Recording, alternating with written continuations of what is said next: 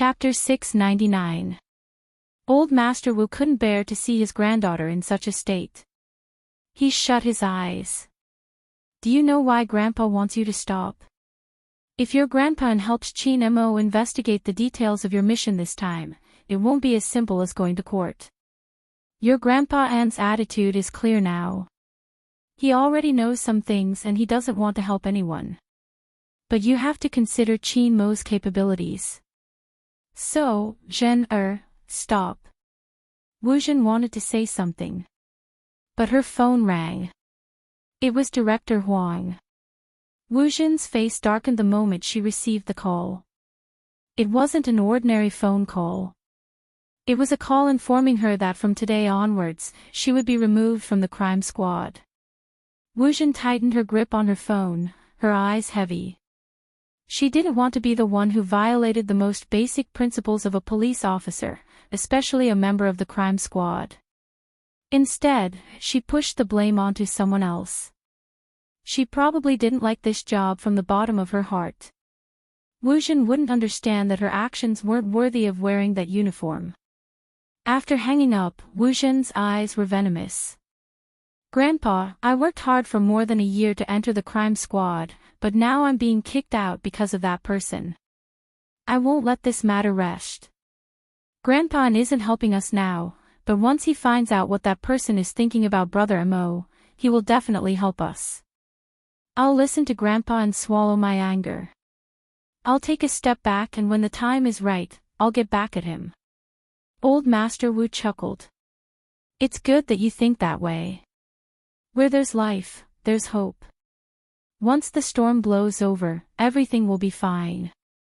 Unfortunately, Qin Mo didn't intend to let the storm blow over. He sent a lawyer to fight the case. Old Master Wu also made use of his connections. He had originally thought that Qin Mo was just a junior. But in the end, he was wrong. Wu Zhen was stripped of her police license. If it wasn't for Old Master Wu's connections, she would probably be in jail for a few more days. A huge sum of money was spent, but it wasn't enough to protect his granddaughter's reputation in court. Wu Zhen wasn't convinced at first. Her status was there, and she knew very well what to say to turn this matter into a small one. When the judge questioned her, she only emphasized one point: he's very suspicious, so I brought him to the police station to interrogate him. I'm just working on a case. The reason why Wu Zhen was fearless was because of the system. Unexpectedly, the opposing party's lawyer pushed his spectacles and said, arresting a suspect isn't wrong. We have never doubted Miss Wu Zhen's actions. However, the main point is that Miss Wu Zhen's actions were filled with strong personal emotions and caused actual harm to my people. My side has the right to sue Miss Wu Zhen for abusing her power for personal gain. When Wu Zhen heard this, her face turned pale. That was because she knew very well in her heart who was the one who came up with this excuse. Big Brother Mo, you're too cruel. Wu Zhen's hands clenched and loosened. No, it wasn't Brother Mo's ruthlessness. It was the existence of some people that caused the conflict between her and Brother Mo. She couldn't even be a police officer because of it. This vengeance. Chapter 700. The traffic outside the window changed and the temperature started to change. Ever since the semi-finals, Bo Jiu hadn't shown her face. This worried Feng Shang, the money player in Zone C. He decided to sneak out when Feng Yi wasn't paying attention. His destination was the Fu family's mansion. Feng Shang was prepared to sacrifice himself to comfort his idol. Unexpectedly, his idol wasn't upset and was playing the little tyrant on the floor. Everyone must have played Super Mario before. His idol was playing seriously, a thermos bag in his arms and a glass of brown sugar water beside him. Feng Shang glanced at the glass of water. This is. I knew you were coming so I cooked it for you. It's cold outside so it'll warm you up. The youngster placed the handle of the game on the floor, a devilish smile on her face. Feng Shang was touched, holding the glass of brown sugar water with both hands. Idol, how did you know that I like to drink sugar water? Bojiu glanced up at the ceiling. She had overestimated her baby Feng's intelligence. Drink it, there's more in the kitchen. MMH. Feng Shang nodded, his eyes bright. Bojiu seemed to have thought of something. She leaned forward, her left hand supporting Feng Shang's back as she pulled her face closer. In an instant, Feng Shang's face turned red. Oh Idol, you're not gay, are you? You don't have a crush on me, right? Bojiu arched a brow. Feng Shang's eyes widened. Oh, how is that possible? I like girl. Oh. Bojiu knew what he was thinking. After asking, she retracted her hand. What did he mean by oh? Feng Shang stuttered as he tried to explain, I worship my idol, that's right, but I am straight. Especially straight. Bojiu watched baby Feng's blushing face, muttering to herself, he's so popular but the Almighty isn't interested. How did he fall for her? Idol, what are you saying? Feng Shang wanted to listen carefully. Bojiu caressed his head, leaning over, her voice landing beside Feng Shang's ears. If I do this, will you kiss me? Feng Shang looked at the handsome face in front of him. It was so handsome that his heart skipped a beat. But that wasn't the point. Most importantly, his idol had taken a liking to him, and he wasn't gay. How do I solve this problem? I'm waiting online. Do you want to? Bojiu lowered her voice. Feng Shang couldn't take it anymore. He pushed her away and panicked, no, I don't want to. After rejecting him, Feng Shang regretted it. Did he hurt his idol's heart? Feng Shang glanced at the person on the ground. His idol seemed to be talking to himself again. Vaguely, she could hear a voice that was neither too high nor too low. Baby Feng is such an easy person to turn gay, yet he didn't have any reaction. Then it's not my problem. He must have been gay from the very beginning, he was gay from the very beginning. Who? Feng Shang had a stomach full of questions. Also, what do you mean by baby Feng is so easily turned gay? He was very straight. Fortunately, after this period of time, the idol finally returned to normal. He just sat lazily on the wooden floor, exuding a noble aura. Feng Shang let out a long sigh.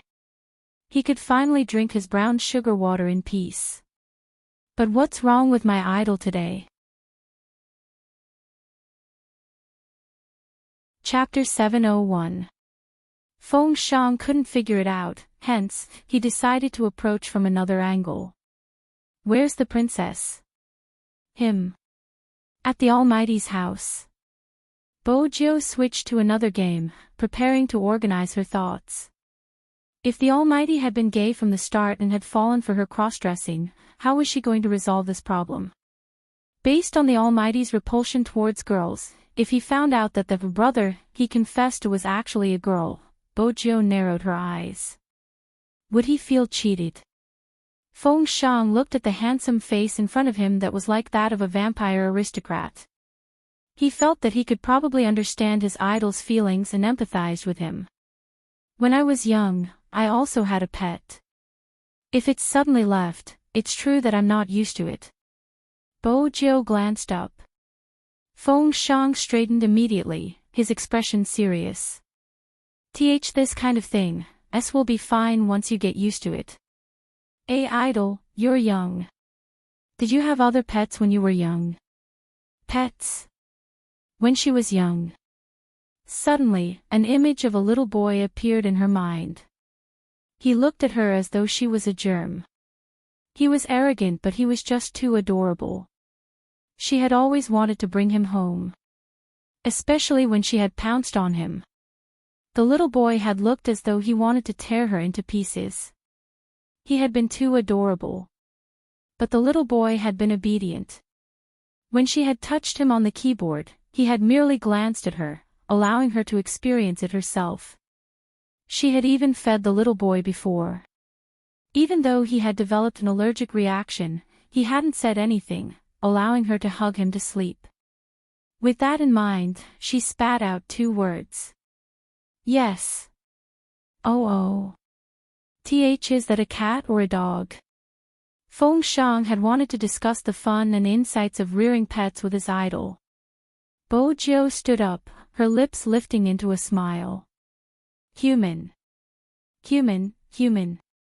Feng Shang jumped. How could that be considered a pet? Did his idol have a fundamental misunderstanding of pets? That night, the skies outside darkened gradually. There would always be offensive comments on the internet. Some of the club's shareholders approached Feng Yi, telling him that they had to pay attention to the image of their team members. After the loss, many people lost confidence in Supreme Alliance. There's a variety show on a satellite channel that's targeted at esports players. Xiangnan's people will be participating as well, and the duration will be 2.5 days. Not only will they be able to leave a good impression on the audience, it won't affect the revival match 5 days later. The problem now is how to convince Boss Qin to participate. The other party is eyeing Boss Qin's popularity. If not, Supreme Alliance wouldn't have been invited even if they had already lost. In the past, Coco would have been able to attend such events, but it's obviously not possible this time. It's a variety show that showcases the teamwork between the team members. Both of them have to participate, and it's mainly up to President Qin. I don't think it's easy to say. Everyone in Jiang City knew that young Master Qin didn't participate in any interviews, let alone this kind of variety show. Feng Yi didn't think so. On the contrary, he seemed to have thought of something, his lips curving into a sly smile. 2 people are required to participate, and the journey is 2.5 days. Does it start from the moment they wake up? Most outdoor variety shows are like this. Feng Yi closed the proposal in his hands. I'll convince CEO Qin. The condition of sleeping together should be tempting enough.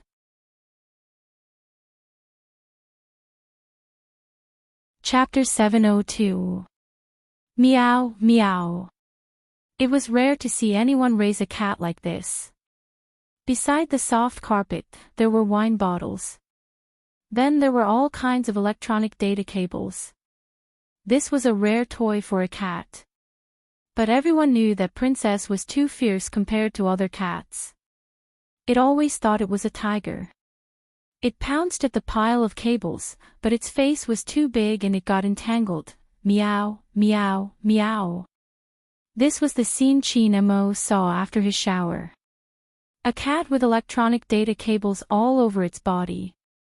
According to Qin Mo's habit, he wouldn't care about it. With a white towel over his head, he opened the small fridge. Other than wine, there was also expensive mineral water. Princess looked at her overly handsome master. She watched as he unscrewed the mineral water bottle and tilted his head back to drink. His perfect abs and black hair dripping with water were really too sexy. If that strange guy saw this, he would definitely pounce on its master. So it must protect its master. Meow. Thinking of this, Princess waved its paw again. This time, the whole cat died. Qin Mo, who was standing in front of the floor-to-ceiling window, was a little careless. His dark eyes were placed outside the foggy window until the water droplets from his black hair dripped on his fingers. Then he looked away and glanced at the number that hadn't rung yet. It had been 3 days since he kissed that guy. 3 days.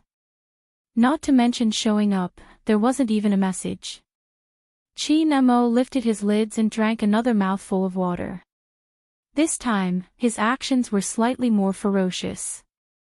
A cat was a very sensitive animal.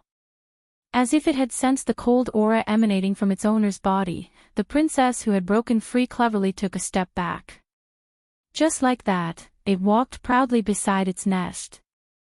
Perhaps its owner wouldn't be in such a bad mood after appreciating its handsomeness. It could be said that Princess was thinking too much.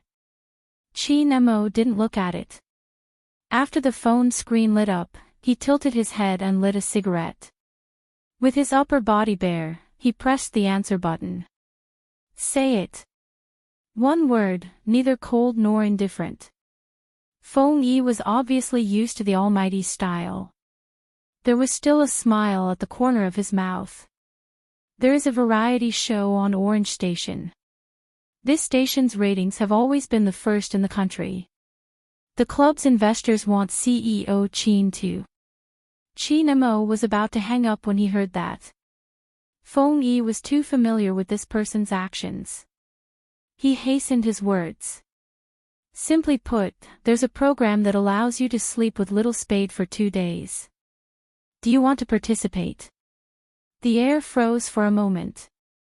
Chi Nemo pressed the phone against his ear again, his voice calm. Time. What time? Feng Yi was puzzled. Chi Nemo pulled the towel down, covering his black hair. He looked like an ancient prince. Time to participate in the show. CEO Qin, is it okay for you to change your attitude so quickly? Feng Yi couldn't help but ask. Was he too lazy to hide now? Chi Nemo blew a puff of smoke and smiled. Young Master Feng, have I been treating you too well recently? Feng Yi wasn't as naive as Feng Shang. He knew that Chi Nemo wouldn't have a good ending if he called someone short. Chapter 703. Chi Nemo took a puff. Who arranged the script? Old Wei. Feng Yi tugged at his tie. I just had a drink with him and managed to get some information out of him. Chi Nemo extinguished his cigarette. Your alcohol tolerance isn't at its limit. You don't know how much I can drink, how can I possibly reach my limit? Feng Yi was best at discussing business at the dining table. Chi Nemo replied faintly, then let's go for another drink and get him to add more intimate scenes. Feng Yi, a request that caught him off guard. To think that it was such a request. Boss Qin, it's such a pity that you aren't an actor. Chi Nemo sat down, his legs long. You flatter me. Let me make things clear, I'm here to help Little Spade gain popularity. Chi Nemo arched a brow. Do you think you won't be popular with me? Yes, everyone knows you're the best in the game, you relied on your unbelievable skills to get this far. Chi Nemo interrupted him. I thought I relied on my face to get to where I am now. Feng Yi. That wasn't wrong.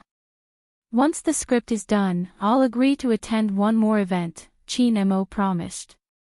It wasn't easy to get Almighty Qin to attend an event, it had to be done willingly. Feng Yi fastened his tie, resuming his role as an elite vice president. I'll get Old Wei to add in the intimate scenes now. Add in a lot more. He hung up. Qin Mo's gaze swept over another number. He even glanced at the WeChat profile picture. Since it wasn't enough, he would continue. When Chi Nemo reached for the water, he paused abruptly. His gaze swept over his wrist, his dark eyes glistening like jewels, deep and unfathomable. The next day, the first call she received was from Lawyer Bai. I don't have to do anything about the Wu family anymore. Closing the documents, his spectacles flashed. It'll probably be difficult for Wu Jin to enter the agency again, much less stay in the crime squad. If it was a local agency, she might be able to settle it with some money, but the crime squad is still the crime squad. Moreover, the Qin family seems to have made a move. As a business partner, shouldn't you tell me why the Qin family helped you? Bo Jiu smiled. I'm a member of Supreme Alliance and Supreme Alliance belongs to the Qin Group. Are you satisfied with this explanation? A perfect excuse. The man crossed his legs. But, high school student, do you think I haven't seen Supreme Alliance's official Weibo? It's full of lovey-dovey. In the past, Bojo could still confidently say that it was a brotherly relationship. Now, Bojo remained silent. Lawyers usually stop where they're going. This was especially true for those with the surname Bai. Bojo didn't have to think to know that the Almighty had taught Officer Wu a lesson. However, there were some things that Boss Bai was wrong about. It was because the key case investigation unit was different. The Almighty wouldn't allow anyone to use their power to destroy it. The reason why some people feared the crime squad was because it hadn't been corrupted. Officer Wu's actions didn't just challenge the bottom line. Bojo stood up, walking towards the machine and was about to head down. Her phone rang again. Chapter 704. Of course, Feng Yi wasn't going to tell the youngster about the program since it was arranged by the production team to make it more interesting. He smiled slyly. I'm informing you that there's a training in Lin City. Interprovincial training. Bojo arched a brow. The experienced manager Feng had already thought of an excuse. The loss this time will affect everyone's morale. Lin City has mountains and water and is located by the sea. It will reduce the pressure on everyone. Bojo retracted her long legs, giving up on the idea of going to the basement. When are we leaving? Today.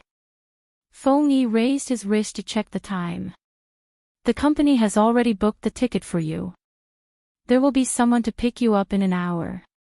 Pack your things and bring a change of clothes. The most important thing is to look good. Bojo glanced up nonchalantly. Dressing up is important for training now. It's mainly because you're too popular. It's inevitable that there will be fans fetching you. Feng Yi signed a document before chuckling lightly. I don't need to remind you about your image. Bojo sat down sloppily. Don't worry, I'll always be handsome. Feng Yi, it was no wonder the Almighty had taken a liking to her. In terms of narcissism, they were basically the same. Bring along your sunscreen. There won't be a gathering this time. Everyone will head out separately and meet at the hotel. Feng Yi wanted to say something but was afraid of leaking too much. That's all, I have work to do here. I'll hang up first. Wait for someone to fetch you. Sure. Bojo had always been efficient. After hanging up, she opened a lollipop and placed it in her mouth before starting to pack her luggage. There were indeed some things she had to bring. Especially the chest bandage. But fortunately, it was a request for today's training. If it had been 2 days ago, she would have found an excuse to avoid it. Lin City wasn't a bad place. But that was if she didn't go swimming. With this in mind, Bojo decided to bring a short-sleeved black t-shirt and white shorts. Even if there was a seaside event, it was safe enough. Since the temperature in Lin City was high, there wasn't a need to bring heavy clothes. But there was a little. Since it was a training, she would have to meet the Almighty. The youngster paused. According to the Almighty's style, he probably wouldn't mention it if she didn't bring it up. Based on this understanding, she would slowly pull the Almighty back. But that would take some time. This time, as long as he didn't stay with the Almighty, everything else was fine. Crack. The luggage was packed. Bojo glanced at her reflection in the mirror. There was nothing wrong with it. Feng Yi was reliable. He said that someone would pick him up in an hour. Time would never exceed that range. But after entering the car, Bojo realized they looked unfamiliar. I've never seen you guys in the club, are you new people? The reason he asked that was because there was another person in the back seat other than the driver. The two of them nodded hurriedly. Yes, he's a newcomer. When he reaches Forest City, he'll be one of us. Bojo chuckled. Thank you. Not at all, not at all. I was just startled by your question, Big Spade. The two of them looked at each other and didn't dare to say anything. The car drove very steadily. Bojo wasn't a talkative person. She wore a pair of pure black earrings and stared out the window. Chapter 705. They entered the airport, went through security and checked in. Bojo stood in front of the cameraman while she was doing all this. No one would be able to tell from this angle. The scene was perfect. Especially when the youngster lowered his lids and smiled faintly as he thanked the staff. His back view was 100 points. The cameraman had a premonition that when this scene was shown on the big screen, it would definitely cause a bunch of fans to bubble with happiness. He had been in the industry for a long time and had photographed many famous celebrities. Even those in the industry didn't look as good without makeup as the youngster. More importantly, his attitude was different. The youngster didn't intentionally express anything. But it was precisely because of this naturalness that he stood out from the rest. But it would be a waste of words. He still had to rely on his face. The youngster was handsome, especially when he held the boarding pass in his mouth. If he added a pair of ears, he would definitely be handsome. It was a pity that he couldn't film to his heart's content. Bojo didn't notice the cameraman's thoughts. In fact, most people wouldn't think they were filming a show. It wasn't the first time they were doing training. There wouldn't be any suspicions. There would usually be a coffee shop in the airport. Bojo didn't forget to buy 3 cups when she wanted to drink. She hung the straw while glancing at the boarding gate. When it was time, she lifted the black luggage. From the beginning to the end, his actions were all very handsome. But the cameraman and storyboard director noticed that the youngster didn't seem to like talking. It was one thing to be polite and another to like to talk. Wouldn't this create a variety show effect? Ordinary viewers knew that they had to talk more when they were on the show. Only then would it be interesting. If Spade Z didn't say anything, what was there to watch? The storyboard director glanced at the hot cocoa the youngster had bought for her, her voice muffled. I haven't seen such a person in a long time. Those who had been in the industry for a long time knew what the director was talking about. The cameraman lowered his head with a smile. You want to support him? I'm just a small director, who can I support?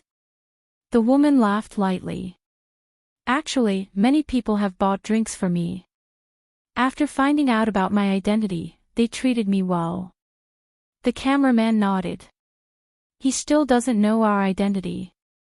I investigated him, fans splashed Coke on him. The woman flicked the paper cup. I thought he was the kind of person who looked good on the outside. That's why people hated him so much. Turns out, he's not bad. The cameraman's smile widened. With such an evaluation from you, even if he doesn't say anything, he'll still create a variety effect. Don't underestimate a storyboard director, especially one from a variety show. Whether or not they could become popular depended on their background and investments. But how could the audience like it? The storyboard director was an important role. The 3 of them got on the plane together. Bojo glanced at her phone. She was about to send Feng Shang and the others a text to ask them when their flights were. When the cameraman saw this, he immediately said, "The plane is about to take off. It's better to switch it off." Bojo didn't deviate from the norm. Although she always had her phone on when she was flying in a small plane overseas. However, there was a plane full of people here. Cooperating with others was the most basic form of respect. The plane took 2 hours from takeoff to landing. The hotel was also arranged.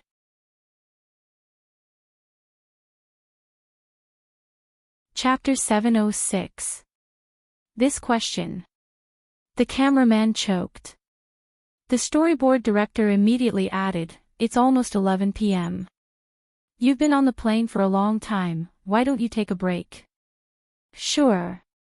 Bojo smiled, her handsomeness seeping into the wood. But there was a change in her gaze. Where's the training? It was another question that caught him off guard. The cameraman replied instinctively, at the beach first. Gaming at the beach. Bojo arched a brow. Is that part of Feng Yi's training? Isn't he afraid of distracting us? The storyboard director smiled. It's to train your concentration. Bojo turned. I'm going to take a shower and rest. You guys can do as you please. The cameraman heaved a huge sigh of relief. The storyboard director glanced at him without a word, grabbing the phone from the youngster on the bed. When Bojo came out while drying her hair, she glanced at the empty bed. Her smile deepened. There was indeed a problem. But she wasn't worried about losing her phone. With the remote control, even if someone tried to swipe her phone, they wouldn't be able to get any information. I'm a hacker after all, stealing from hackers. Bojo shook her head, a smile still on her face. But there was one thing. These two people were indeed sent by Feng Yi. She had verified it before boarding the car. Hence, the question was, why was she doing things this way? It had been a long time since she played such a game of cat and mouse. The youngster lowered her lids, blowing away her silver hair. She could play with them. The three of them had dinner together. The atmosphere had been great. In the end, the youngster suddenly said, I lost my phone, and I lost it in my room. Don't you guys think it's weird? The storyboard director had expected this question. You can't have lost it in your room, right? Search again, did you forget where you placed it? All right. Surprisingly, Bojo was easy to talk to. But the next sentence was another shock. My phone has a special program. Even if someone finds it, they can't switch it off. I'll call a few more times at night. It wasn't just a few times. The storyboard director couldn't fall asleep. Even though the phone's ringtone was pleasant, it kept ringing. She couldn't fall asleep. Sir, do you still want to fight? The hotel staff blushed as she looked at the handsome young man in front of her. Bojo smiled lazily. We'll continue at 1 p.m. So late at night. Why? Bojo smiled mischievously. That's because that's when humans want to rest the most. The waitress expressed that she did not understand, but the young man gave her a lot of money, and she worked the night shift, so this job was not bad. After Bojo was done, she walked back to her room. This time, she was really curious about the other party's goal. Perhaps it should be Feng Yi's purpose. In short, this was not a group training. 6 o'clock in the morning, the youth lying on the soft bed was still fast asleep. Usually at this hour, no one would get up. Except for the old men and women who got up early to go for a walk. But variety shows were different.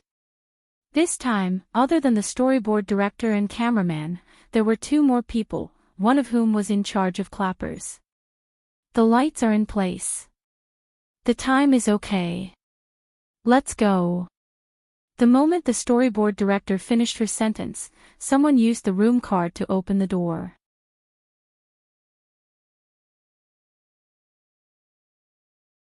Chapter 707.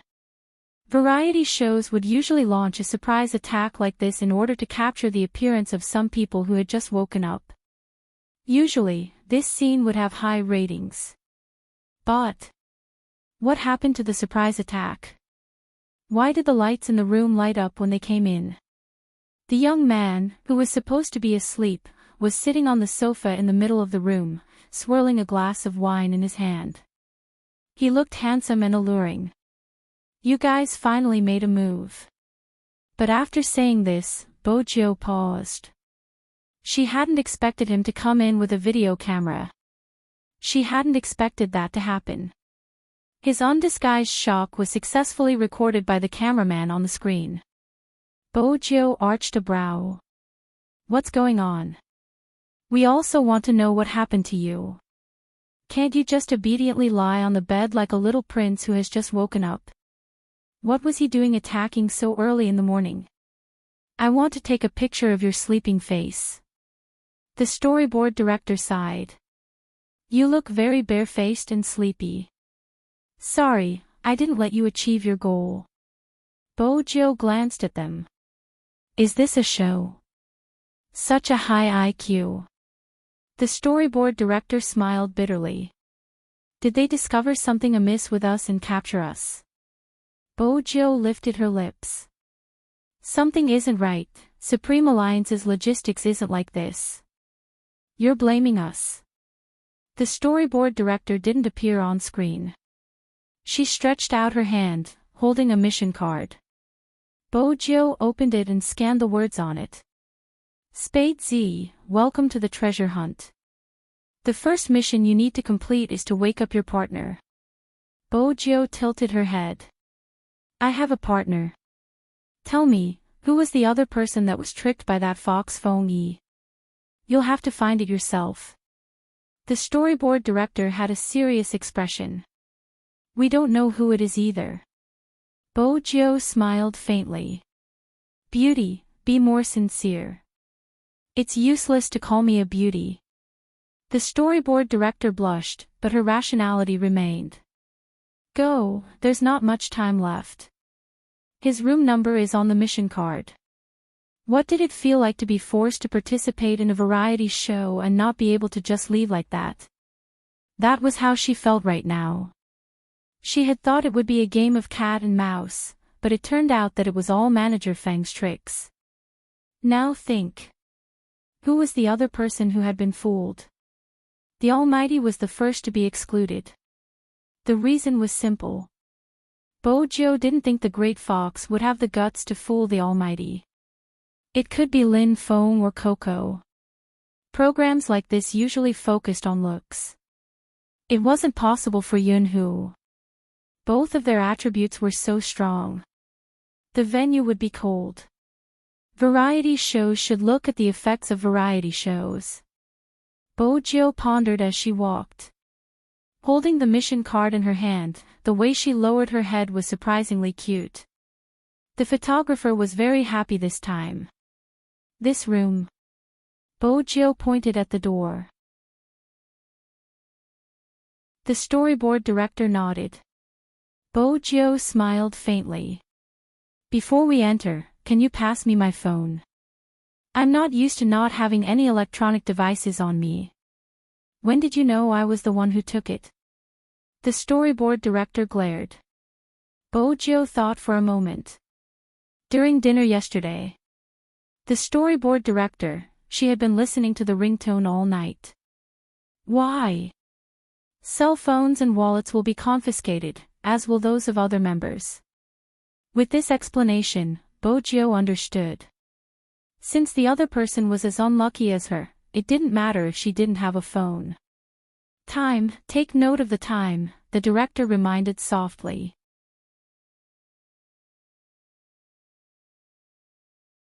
Chapter 708.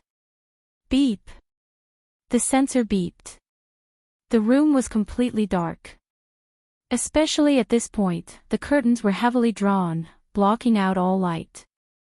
For a hacker, this was the most suitable operation. It was different from the others. Bojo walked without a sound. But the cameraman and storyboard director couldn't see it. The camera lights were switched on. Under the dim light, Bojo smiled, heading towards the only white bed in the room. The shape of the blanket could be seen. But no one could tell who it was. Bojo's smile deepened. She took another step forward and reached out with her left hand. She wanted to pull the blanket off him, but Bojo's smile deepened. But no one expected it. That person suddenly exerted strength, grabbing onto her wrist, yanking it in his direction. When the sound was heard, the lights were switched on. The face that appeared in his line of sight was handsome and abstinent, noble and elegant. Especially when he was wearing pure cotton pajamas, his black hair messy and sexy. His wildness was tinged with evil, but his aura was undeniably cold. Almighty. Regardless of how smart Bojo was, she hadn't expected to see the Almighty here. Her eyes widened. He looked lazy as he watched her. He didn't move. It was probably because he had just woken up. But his eyes were very deep. The two of them were very close to each other. Their sharp noses touched. It was extremely ambiguous. The storyboard director was so excited that she kept taking pictures of the cameraman's back. The scene filled with pink bubbles could be used as a promotional video. Especially when both of them were very handsome, it gave people a sense of aesthetic impact. Chin-mo watched the person he was tugging. The youngster's skin was fair and alluring, with a hint of fine hair and a dazed expression. It was satisfying. Why are you here? Chin-mo's voice was calm, as though he didn't know there was such a variety show. That was the question she wanted to ask. Why was the person here the Almighty? Bojo stood up, her movements suave. She tidied her collar before replying, "Phony tricked me. Almighty Chin, it's like this, we're doing a variety show." A little assistant was still explaining. Standing beside the bed, she could only stare at the handsome face of her Adonis. The storyboard director furrowed her brows in confusion. That wasn't the script. Think carefully. Although the scene just now was very effective. But according to the script, Almighty Chin was supposed to be asleep the whole time. He just had to open his eyes. Moreover, they only dared to record Almighty Chin's participation in the show with his consent. But now, Almighty Chin was acting like he didn't know anything and even pulled Spade Z into his arms. This. The storyboard director was confused. Didn't they say that they would try not to let Almighty Chin have physical contact with others during the show? After all, Almighty Chin's identity was there. Almighty Chin didn't like to be too intimate with anyone. There was no need to drag Almighty Chin into this. The power of the Chin family was something that even their station head could not afford to offend. But now, why was Almighty Chin taking the initiative to get close to someone else? The storyboard director was still confused. Chin-mo had already heard the little assistant's words and stood up. "Little Spade, stay behind. The rest of you can leave." Almighty Chin, no, we have to film. Chin-mo glanced at the camera, his fingertips brushing past the buttons of his pajamas. "We have to film him changing." "That isn't necessary. Why did you have to get Little Spade to stay behind just to change?" This had to be added in the later stages. The cameraman, the storyboard director, and the assistant were all blocked by a door. But since this was an outdoor show, even if there was a script, it couldn't be too fake. At the very least, they had to film along. Hence, before the cameraman came out, he tactfully tossed a small camera over to the youngster. "Spade, you film." "Film what?" "Film the Almighty changing clothes." That was the matter of straightening his back. She hadn't succeeded yet. It wasn't possible for her to film along. Bojo thought of an idea, aiming the camera at her face. "As everyone can see, the Almighty is about to change. Let's wait for a while. Even though I want to see the Almighty's abs like all of you, it's more important to stay alive." With that, she turned the camera to the side, aiming it at the bathroom door. In reality, Chin-mo was standing on the youngster's left. He arched his body and removed his pajamas, revealing a perfect inverted triangle. "I never knew you wanted to see my abs so much." Even though the image wasn't shown, the sound was recorded. Bojo lifted her head, meeting a pair of eyes that were as deep as an ancient well.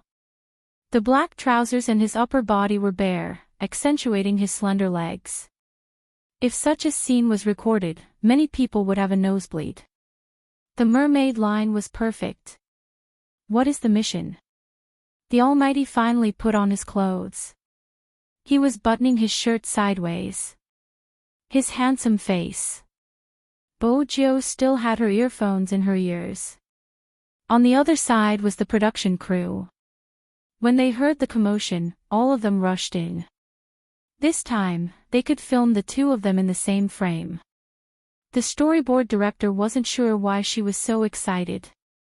Bojo glanced at the Almighty.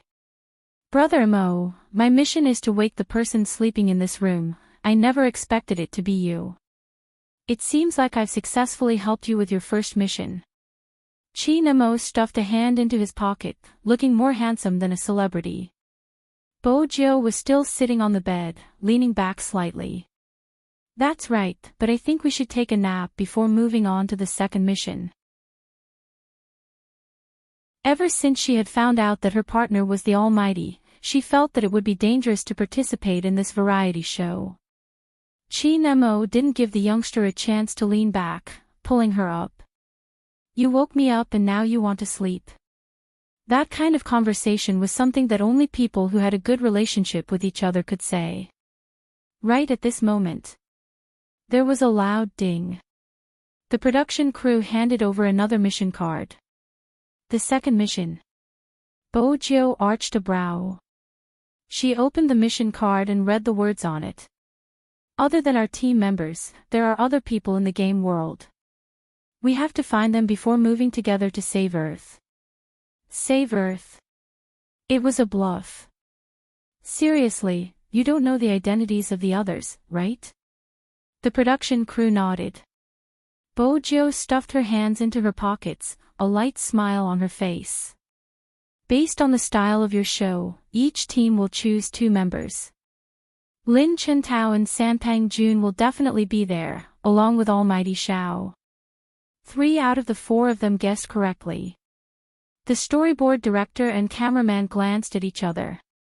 He felt that the guest had already seen through him at the start of the show. What the hell was that? Cough. The storyboard director tried her best to maintain her composure. The person closest to you will need to take the 8 a.m. bus to find him. Bojo pointed at the Almighty's face.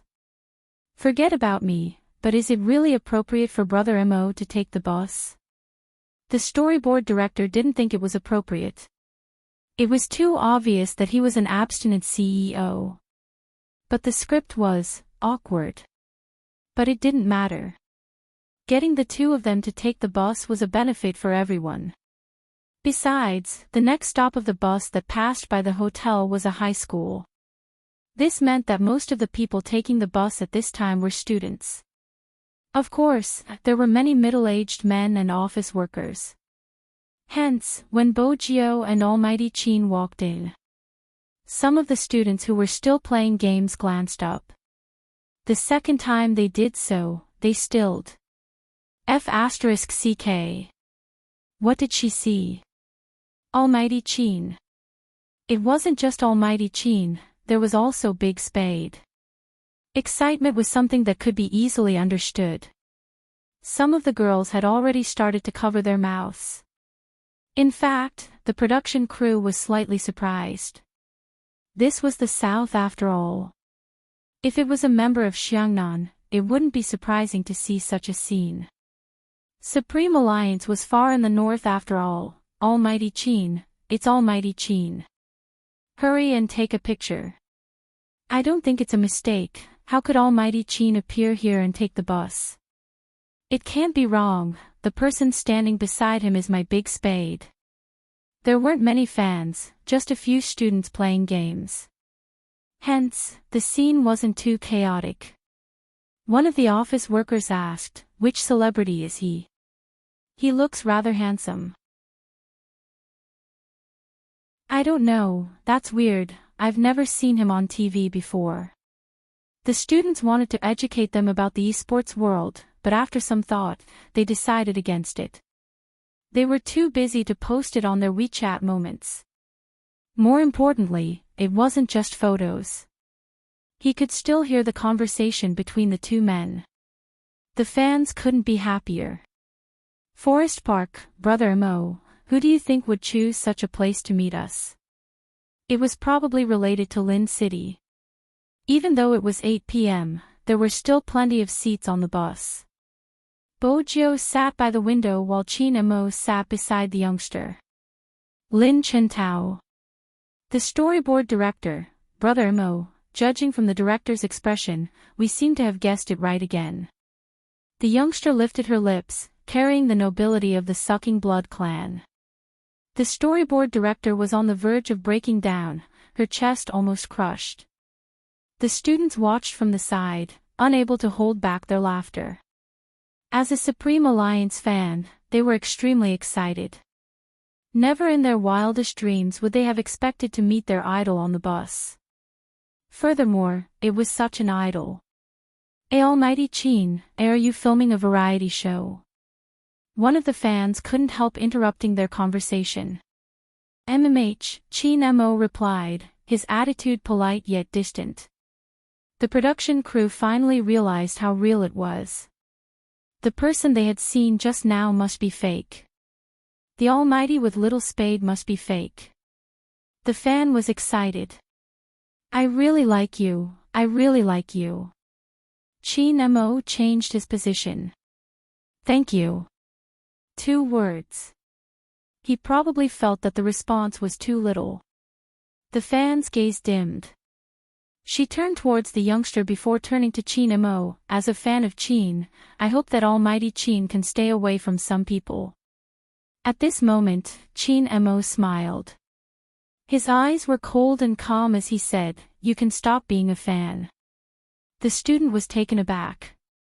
He didn't expect to receive these words at all. His face was burning with embarrassment.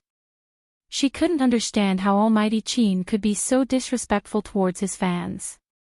She didn't even consider the fact that he had gone overboard. The atmosphere was a little tense at that moment. The storyboard director didn't want any accidents during filming, hence, she shot a glance at the cameraman.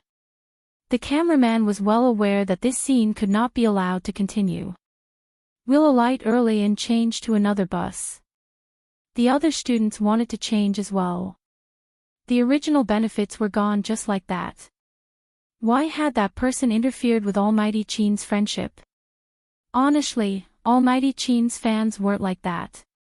They knew that Almighty Chin was filming and had interrupted once because he liked him. But after interrupting repeatedly and making such a request that crossed his bottom line, he still had a look of resentment. Great, they had to change to another bus. There's no need. Chin Mo replied faintly. That's it. That meant that, even if the scene was broadcasted, he wouldn't be bothered. In that instant, the storyboard director understood why people liked Supreme Alliance so much.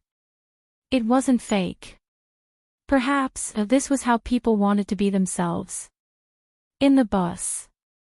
Bojo held her chin. Since the weather in Lin City was warm, she only wore a black t-shirt, which was the most conspicuous in the crowd. But because of the person beside her, she was 3 times more conspicuous. More importantly, she hadn't had enough sleep because she had woken up too early. After driving for a short while, the students reluctantly got off the bus. She began to have difficulty opening her eyes, and it was obvious that her eyes were heavy. When Chin Mo tilted his head, he saw the youngster nodding down bit by bit. Actually, at this moment, the cameraman had already switched off his camera. He had waited until they reached the location. But in front of the camera, Almighty Chin reached out, placing his hand on the youngster's forehead. That kind of movement, when it appeared incomparably clearly. As the cameraman, he could only conclude one thing. They didn't seem to need to be a CP. Her every move was full of familiarity and love.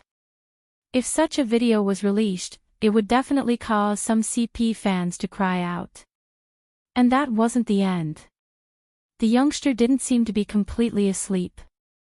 She opened her eyes once, calling out, "Brother Mo." Almighty Chin agreed. The youngster leaned over, looking like a prince when he fell asleep. especially since his head was resting on Almighty Chin's shoulder. Everyone knew how handsome and photogenic Almighty Chin was. The storyboard director started to get excited again, patting the cameraman's back repeatedly. There was no way the cameraman wouldn't record such good material. Especially when Almighty Chin tilted his head over, watching the head sliding down his shoulder. Without a second thought, he held the youngster's face, a faint smile on his lips. He seemed to be saying it intentionally for the audience. "Your skin is really smooth." The storyboard director.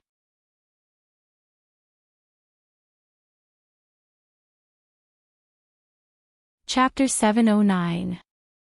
Of course, they wouldn't let the guests sleep for too long. After about 10 minutes, they arrived at the station. Originally, he had wanted the storyboard director to call for them. However, she didn't have time to move. Almighty Chin, who was listening to the development of the script, glanced at her. Then, he looked sideways, his thin lips close to the young man's ear. "Haven't you slept enough?" Although she was grateful for Almighty Chin's help, but wasn't Almighty Chin a little too close to Big Spade's ear? The storyboard director regretted not turning on the camera. It wasn't too late. He hurriedly gestured to his colleague. The cameraman immediately picked up the equipment in order to capture the most realistic effect. Through the camera lens, one could clearly see the young man's thick eyelashes tremble like a crow's wings when he heard the voice. Then he opened his eyes. There were also 2 strands of a hoge on the top of his head, which looked like a pair of cat ears. It was refreshing and handsome. This was probably the first thought everyone had when they saw the young man. However, that was when Almighty Chin wasn't around. Almighty Chin was here. The feeling of the entire scene had changed. When she had fallen asleep, she had been leaning against his shoulder. Now that she was awake, she tilted her head and the 2 of them almost kissed. Their temperaments were completely opposite. One was abstinent and noble, the other dazzling and handsome. But after they got together, he couldn't help but let his imagination wander. It was probably a problem with his posture. The way Almighty Chin turned his head to wake up Spade Z didn't look like a brother at all, but more like a boyfriend. Even the cameraman trembled. The storyboard director didn't show much on the surface, but she had long lost her composure. If she didn't hype up this couple, she would be letting down her job. As for Lin Chintao, he hadn't drunk a single drop of water since he woke up in the morning. "Well, I just want to ask who is looking for me. Could it be that he's lost? Please don't have a poor sense of direction. Would he get lost while playing hero? Hey, why are you guys ignoring me? Say something. Otherwise, I won't play with you anymore. Are you guys really not going to talk? Alright, I'll ask you one last question. Is the person who comes more handsome than me?" The cameraman glanced at his image and looked up at the sky silently. What should he do? After the program was broadcast, would there be a lot of people who would leave the fan club? They really didn't think that the rumored #1 assassin in the entire server would be so talkative. And this style, the cameraman focused on Lin Chintao once again. Almighty Lin immediately opened the cyan umbrella in his hands and really put on an assassin's outfit, which was an ancient costume. "If the person who comes to pick me up is too ugly, just tell him to go back. I'm afraid he'll cry after seeing me." Cameraman. You really think too much. Originally, he was having a great time playing by himself. But Lin Chintao saw a bus pass in front of him. Furthermore, he was very familiar with the 2 people on the bus. How could they not be familiar with each other in the WeChat group? It's the 2 of them. Lin Chintao's gasp was captured by the cameraman. Lin Chintao was in disbelief. When has Chin Mo ever participated in a variety show? The whole world knows he doesn't show his face. Where did your production team find a fake product?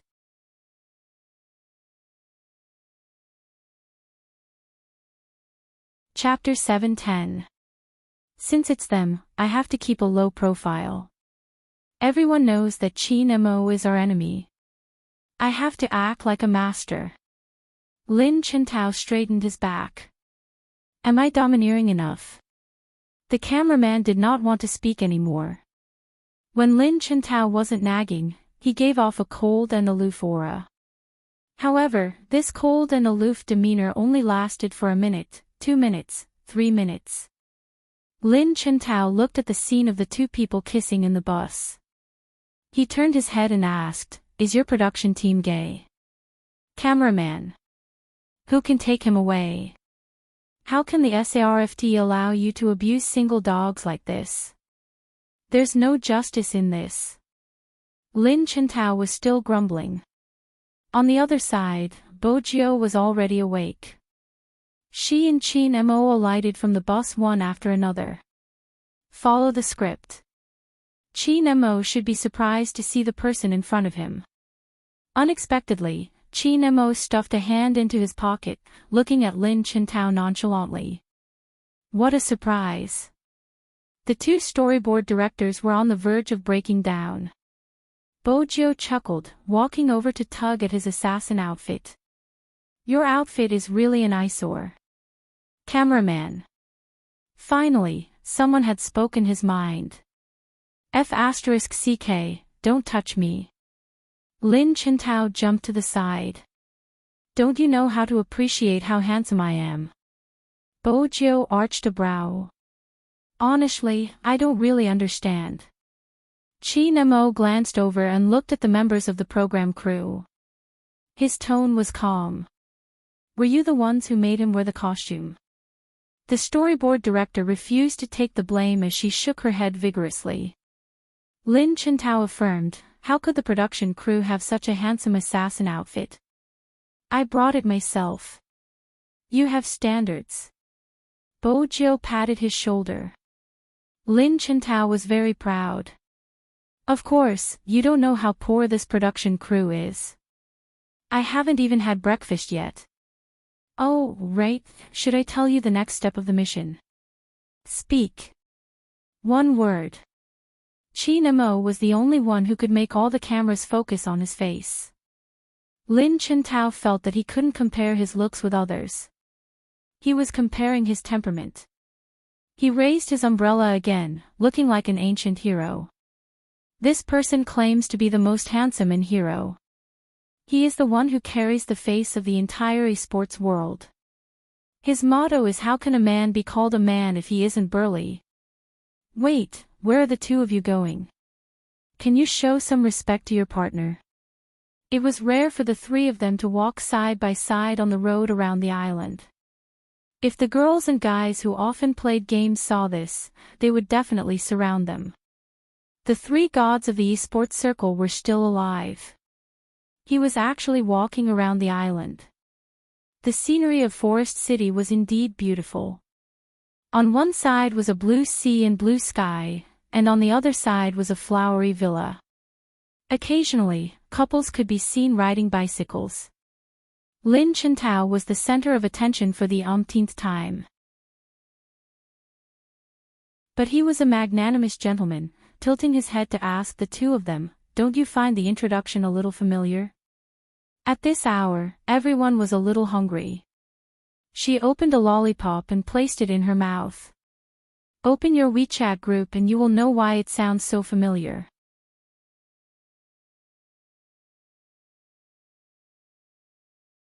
Chapter 7:11. Lin Chintao paused. WeChat group. You mean Sanpang? Bojio didn't reply.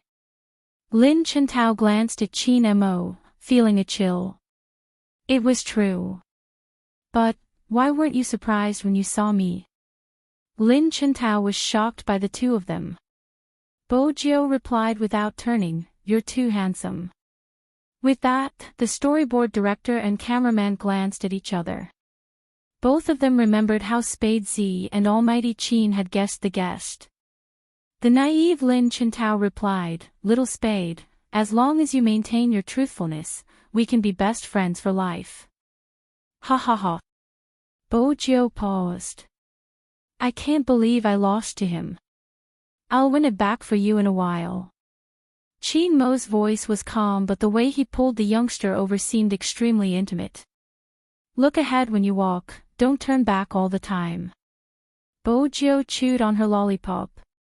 Oh, she replied obediently. The entire crew felt the same way. Almighty Chin wasn't participating with his crew, he was bringing a boyfriend. Lin Chintao also felt like he was the third wheel, but he still had to ask, don't tell me your production team only hired guys? The storyboard director nodded. Lin Chintao turned. Aren't you going to admit it's a gay show? The cameraman, I think I'm looking at the most handsome man in esports. Bojo paused, stuffing a hand into her pocket as she watched the scene unfold before her. Those who weren't in the know would assume Uncle Bird had made an appearance since Sanpang was dressed in gold and silver and was driving a red Lamborghini. Beside him, Almighty Xiao was the truly handsome one. With his gold-rimmed spectacles pushed up, he looked like a Prince Charming. Sanpang was probably trying to attract the cameraman's attention, blowing his 3 strands of hair confidently. When he caught sight of Chin Mo, he exploded. Archenemy. The crew, the next second, Sanpang caught sight of Bojo. Little Spade, I miss you so much. Come to Xiangnan, we can give you everything except for the vice-captain position. The storyboard director had no choice but to whisper, we thought you guys weren't familiar with each other since you haven't spoken much in the competition. This was a reminder to them that they should greet each other when they saw each other and not be so crude. Unexpectedly, Sanpang didn't understand the true meaning behind it at all. Instead of answering, he asked, why do you guys have such an illusion? We often shout on WeChat that we're going to the Japanese server. Oh. Fatty is spouting nonsense. Lin Chintao's face was solemn.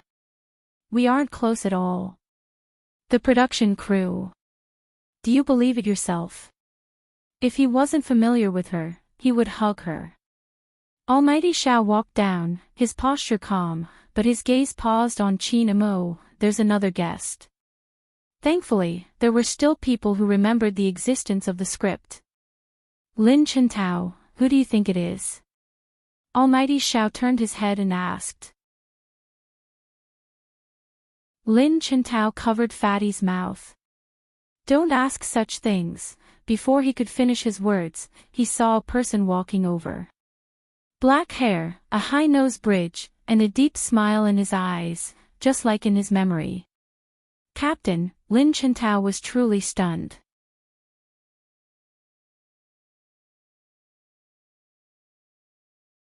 Chapter 7:12. Bojo arched a brow. He wasn't their captain during the competition. Indeed, it wasn't him. Chin Mo tilted his head, glancing at the person. He is their former captain, Rao Rong. Former captain. Didn't that mean he had retired? Bojo glanced over. Someone whose name the Almighty remembered had to be skilled. I'm back. He smiled at Lin Chintao. I'm back again.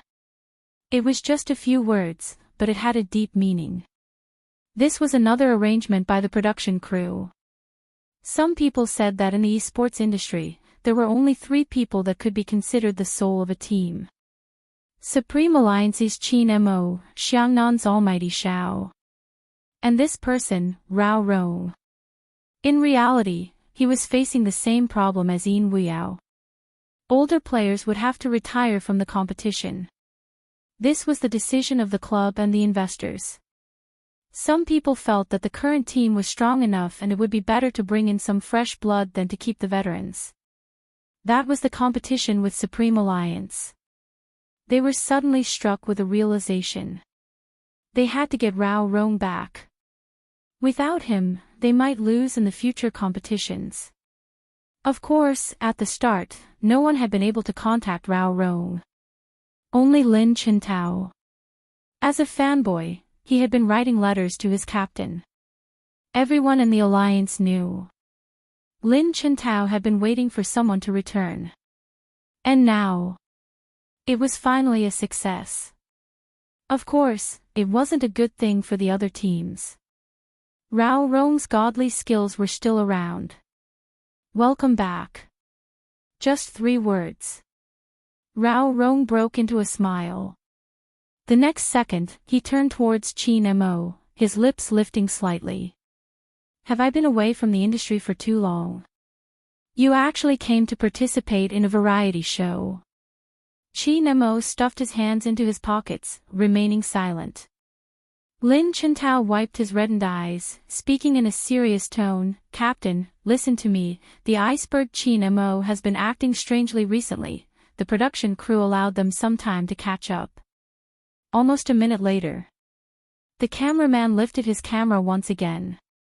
However, in this 1 minute, Bojiu felt that the aura emanating from the Almighty was clearly different from before. Was it because of Rao Rong? At this moment, all the cameras were in position. The recording of the program continued. Alright, the mission has been activated. After the members of the battle team have completed the first mission, they will be able to activate their respective energy spheres. Now, please check your team's mission. The first 2 teams were quite normal. It was a common guessing game that tested tacit understanding in variety shows. But it was different for Bojiu. She must have taken the wrong mission card. Mouth to mouth for 3 seconds, separated by a piece of paper. What kind of situation was this? The storyboard director was puzzled when she saw the card's contents. He immediately turned around and looked at the director, who had arrived late because he was drunk. The director was very serious and expressionless. He couldn't possibly tell his subordinates that he was drunk by his old classmate and didn't know what mission he had changed, could he? The storyboard director wanted to discuss if they should change the mission since Almighty Qin didn't like to be so intimate with anyone. Qin Mo had already taken the mission card from the youngster's hand, his voice calm as he asked the person beside him, "Where's the paper?"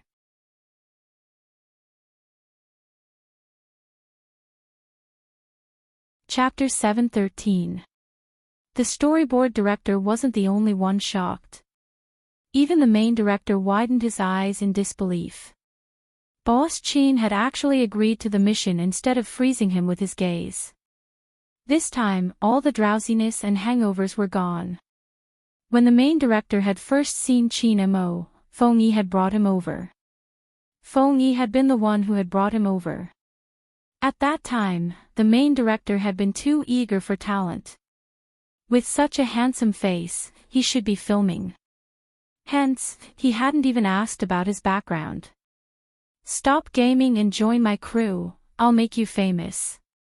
At that time, the youngster who was sitting on the chair had only tilted his head and lit a cigarette, his tone unhurried. "I invested in the drama you are currently filming." The main director, even now, he could still remember Boss Qin's gaze. He had been a high school student back then, but why had he been so imposing? In conclusion, it was because of his good looks and money. But because of that gaze, the main director had always felt that Qin Mo was the perfect male lead in his script. And now, he had actually agreed to such a mission. The main director was agitated. He was directing the filming personally.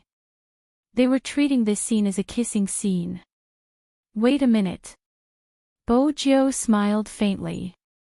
"Brother Mo, we aren't suited for such a mission, right?" Qin Mo arched a brow. "Why? Do you think I'm taking advantage of you?"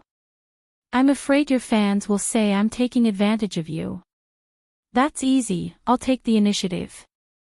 Qin Mo lowered his head and pressed Bojiu against the coconut tree fiercely. It looked like they were about to kiss. The girls in the filming crew blushed. As CP fans, they were on the verge of screaming. Lin Chintao stood at the side in a daze. Lin Chintao stood at the side in a daze. Once again, he secretly confirmed with someone. This really isn't a gay show. The cameraman had forgotten to adjust the long view, standing there in a daze. That wasn't how the script was supposed to be, right? Under the camera. Bojo glanced up. His face was already very close to hers.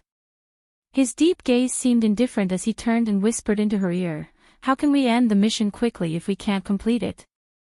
His words struck a chord in Bojo's heart. Before her rebirth, she had always liked to be in nightclubs. He was no stranger to this kind of gameplay. This was his favorite way to heat up the atmosphere while drinking. It was the same when he played Truth or Dare. In addition, foreign countries were more open than domestic ones. But when Bojo played, she was always with the girls. Let her and the Almighty, Bojo was still thinking. The man in front of him had already lowered his head. First, he stuck the piece of paper on her face, then kissed her lips. Chinemo seemed to always be like this. He acted as if there was no one else around. Like a demon deacon walking out of a comic book. Indifferent, cold, yet so handsome that it could cause the surrounding people to scream.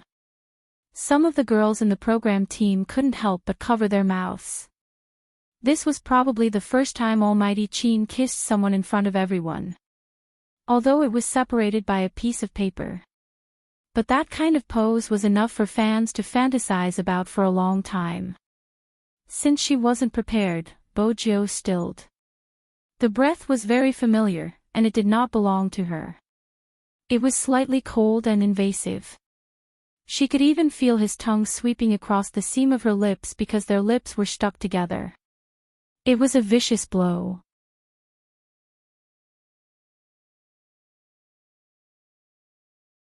Chapter 7:14. Perhaps it wasn't obvious from the camera.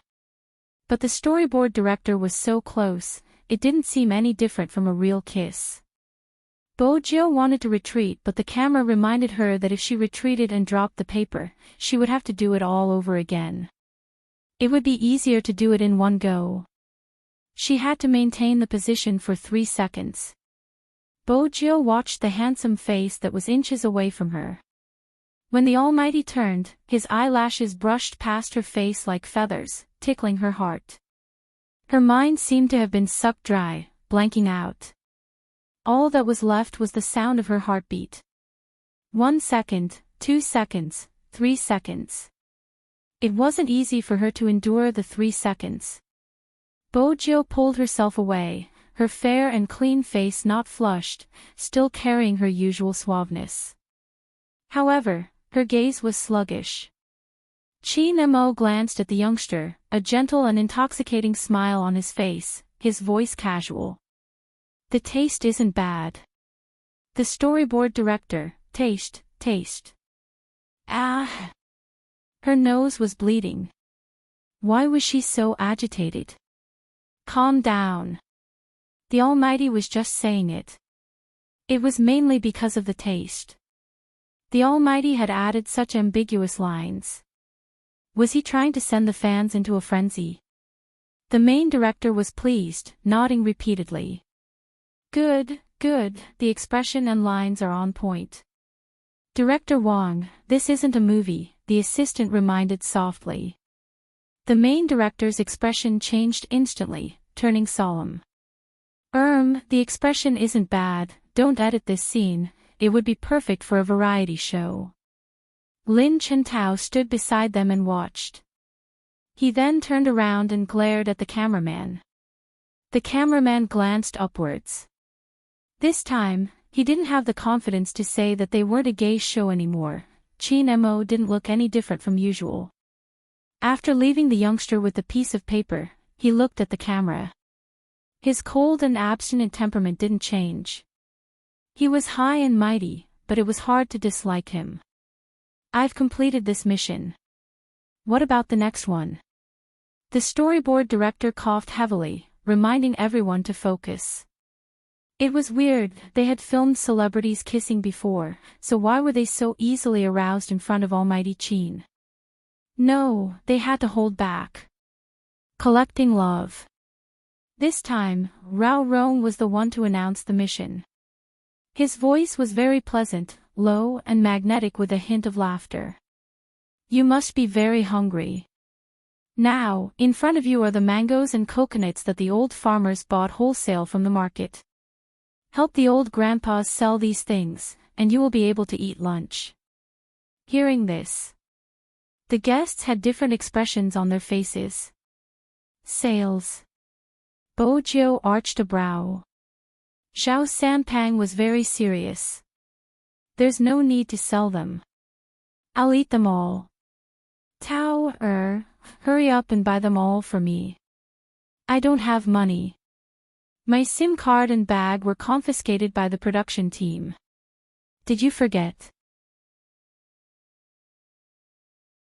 Lin Chintao was still roasting. Fatty, we're enemies now. Do you know what that means? Little Spade, come here. Let's discuss how to sell coconuts with our looks. F***ck, what happened to being enemies? Xiao Sanpeng, don't fight with me for Little Spade. The storyboard director, split into 3 groups. The quality of the lunch will be decided based on the amount of money sold by each group. This sentence was shouted by the director with a loudspeaker.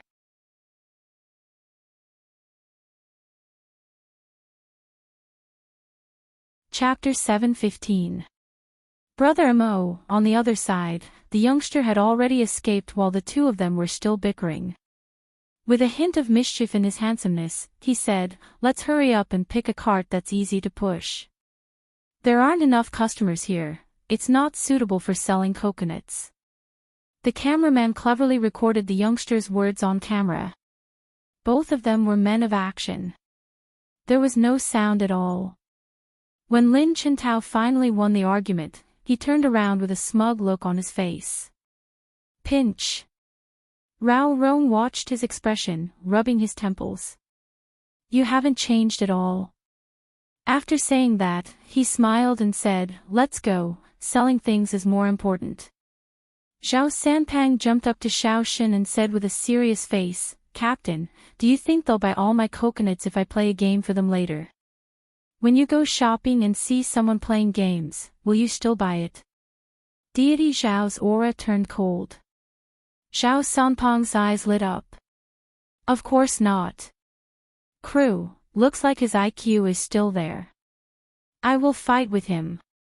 The production crew, Xiao Deity held his forehead. Shut up. Every team had their own unique characteristics. Perhaps this was the reason why they were invited to join the cast. Even director Wang, who often made shows, felt that this show was really interesting. Although the guests were following the script, they were not stiff at all. The storyboard director glanced at the main director. Director Wang, are you sure they're following the script? The camera turned to Supreme Alliance, who was the first to leave. He could vaguely hear the youth's clear voice, "Hello, excuse me, where is the nearest tourist attraction nearby?" The scene zoomed in with the sound. Bojo was asking for directions. The other party was 2 girls dressed like students. They were probably here to travel. They parked their bicycles by the roadside and were about to take out money to buy Coke. When they saw the handsome young man who suddenly appeared in front of them, they couldn't help but be stunned. This is too handsome, ah. The cameraman could clearly see the blush on the girls' faces. There was also a small voice that responded, "If you walk this way, you'll reach the scenic beach." Thank you. Bojo smiled. Then, she seemed to have thought of something. If you guys are thirsty, do you want to buy a coconut? It suits fair-skinned girls and is healthier than cola. That was against the rules. Especially when the young man was smiling at her, she didn't want to see his eyes dim. One of the girls cupped her face and asked, "How much for one?" Bojo, this question stumped the youth. Indeed, how much should they sell for? My brother is over there. He'll name the price. Bojo pointed towards the figure not far away. Only then did the 2 girls realize that there was someone even more handsome. Moreover, they were of different styles. That person raised his eyes, and the corners of his eyes were stained with indifference. He was simply like a vampire who had walked out of a manga. The only incongruous thing was that there was a cart of coconuts and mangoes beside him. So handsome. The girl couldn't help but say, "You two brothers are so handsome." Bojo laughed lightly. "I think so too." Ever since they met the young man, the two girls' heartbeats had never slowed down. Bojo brought them to the Almighty. She wasn't sure if it was her imagination, but the Almighty's gaze seemed colder than before. The two girls also felt that Chin Mo wasn't easy to get along with, but the more he behaved like this, the more attractive he was. How could he be so handsome?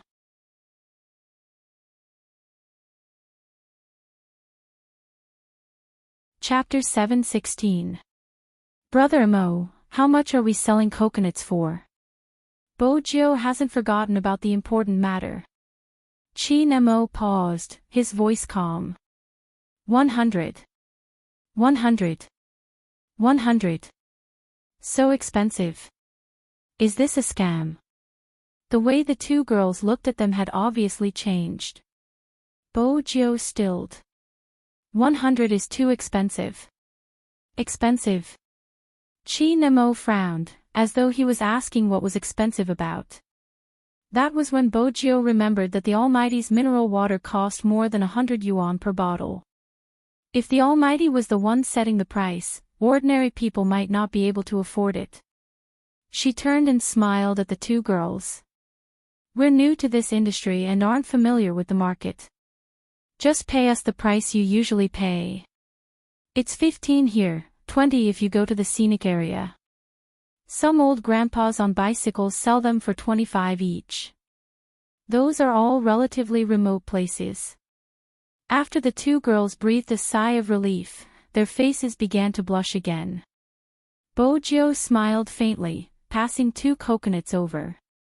I'll take 25, thanks for the information. You're welcome. One of the girls was obviously blushing. Chin Mo watched, the coldness in his eyes deepening. After Bojo took the money, he reached out and grabbed the youngster's collar. Bojo tasted the long-awaited feeling of being dragged like a sack. There were many people at the scenic area. But it wasn't the afternoon. Even though the people at the beach weren't in a frenzy. There were around 30 to 40 people. It was obvious that this car wasn't going to sell. Chin Mo scanned the area, his gaze landing on the restaurant by the beach. He dragged the youngster into the restaurant. Brother Mo, even though I want to eat, I don't have much money on me. Can I use your watch as collateral and redeem it in the future? Bojo was starving. She allowed the Almighty to drag her, her hand caressing her tummy. The storyboard director aside, even the cameraman felt that Spade Z would be more obedient in front of Almighty Chin. The indescribable contrast would make Spade Z's fans happy. But what was Almighty Chin trying to do? Was he really going to use his valuables to exchange for a meal? Sir, I'm sorry, this is a restaurant, may I ask? The receptionist was French and didn't speak Chinese. It was enough to tell that this restaurant was really high-end. Chin Mo chuckled. From the moment he started to pronounce it, there was a hint of romance unique to French. She had a beautiful voice. The key was, what did Almighty Chin say? No one in the production team knew French. Bojo glanced at the storyboard director's confused expression. She smiled faintly as she inched closer to the camera. She adjusted her collar before saying, Brother Mo is planning to sell the coconuts and mangoes to this restaurant to solve the old grandfather's sales problem once and for all. But we are still in discussion and the outcome isn't clear yet. As soon as the young man finished speaking, the receptionist gestured for him to proceed. Bojo continued to translate. He wants to bring Brother Mo to the person in charge. The storyboard director, their variety show even had the smell of a business meeting. No, wait a minute. Big Spade, you understood everything just now. This was French, not English. It couldn't be that common. Bojo smiled at the camera. Please call me Bookworm. What's Big Spade's best subject? Bojo was about to reply. Chinemo, who was walking in front, seemed to have heard the question. He turned over, his voice calm. He's best at climbing walls and physics.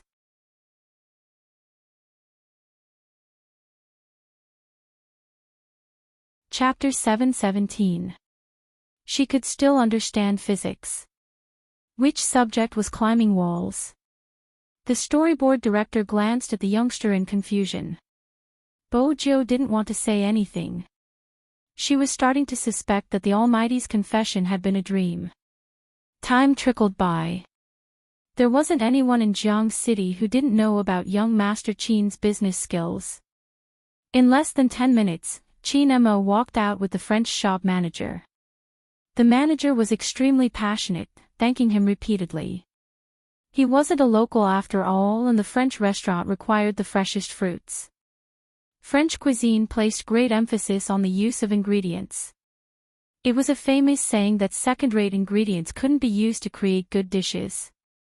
French cuisine used local ingredients, which resulted in different tastes in the north and south.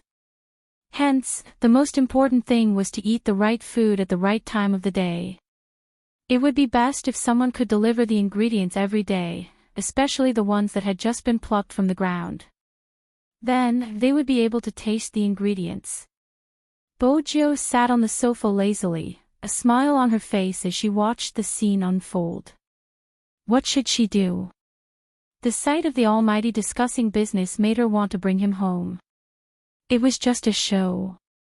In reality, there were many ways to sell the fruits. However, the Almighty had obviously chosen this one out of consideration for the elderly who were still dragging their carts around in such hot weather to sell coconuts. Qin Mo watched as the youngster sat there. Without hesitation, he walked over and placed a hand beside her ear. He lowered his body, his magnetic and lingering voice pleasant to the ears. Hungry. A long time ago. Bojo lifted her lids, her gaze landing on the thin lips not far from her.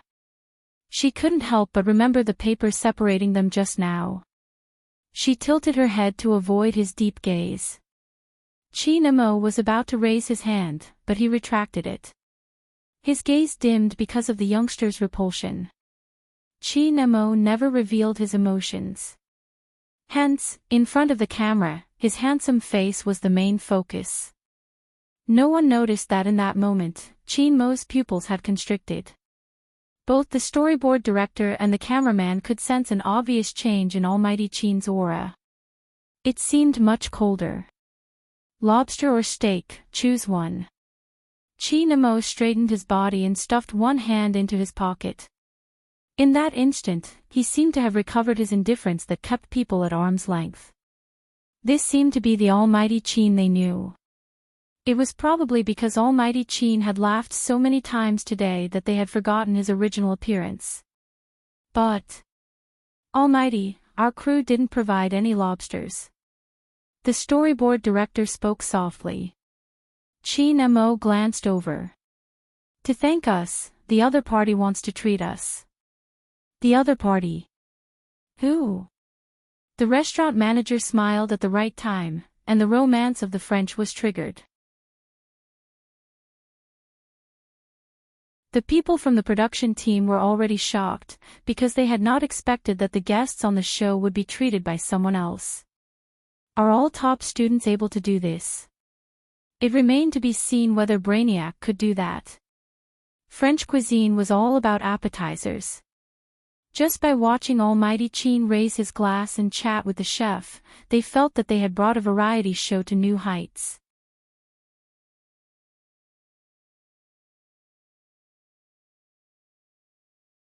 Chapter 7:18. The storyboard director glanced over at Almighty Qin. Since he had been watching them, she didn't dare to be too loud. It's with the main director. The production team won't be broadcasting it, it's just for you. I understand, but how did your main director get a photo of Brother Mo when he was young? Bojo arched a brow. Based on her understanding of the Almighty, such a photo should have been hidden and not shown to anyone. The storyboard director lowered her voice. The main director said that a good friend from the industry had shown it to him, but he didn't want to reveal his friend's name. But based on his description, she should be a beauty. Beauty? Another good friend of the main director. Movie queen and popped into her mind. She reached out to pat the storyboard director's shoulder.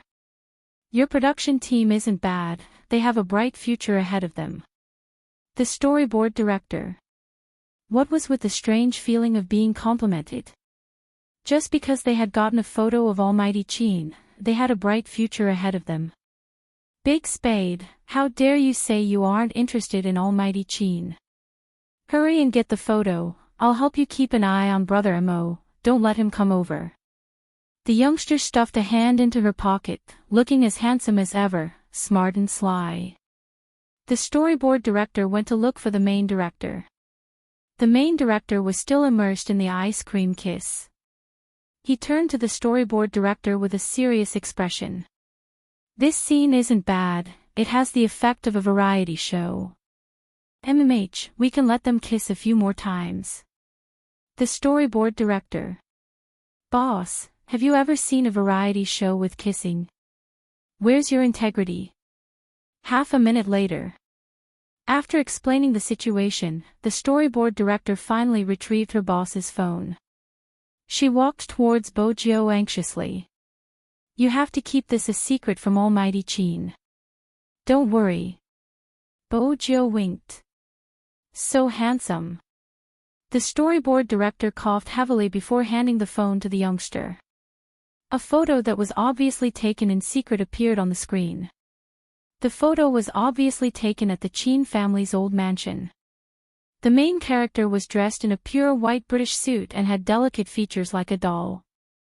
He was sitting in the garden in the summer, with a cup of hot tea on the table covered with plants. He was holding a book in his hand. He probably noticed that someone was taking a picture of him in front of him, so he moved the book to the side and looked at the camera as if he was looking at some bacteria. His arrogant dog-like appearance was simply unique in the world. In an instant, it struck her nerves. The rumbling of thunder in the sky was no different from what he was feeling now. This is Almighty. Bojo didn't know how she managed to ask that question. Probably because she had never seen the youngster speak like that. The storyboard director nudged her shoulder. Were you touched by the Almighty's cuteness? It wasn't just cuteness. Bojo took another glance at the photo before turning to look at the Almighty. It was an indescribable feeling. The storyboard director continued, the Almighty's cuteness when he was young would make anyone want to rub his head and kiss his cheeks. Bojo took a moment to recall the incident. That day, her father had suddenly wanted to introduce her to a friend of the same age. That in itself was strange enough. Since she had only been around the keyboard since young, she wasn't good at making friends.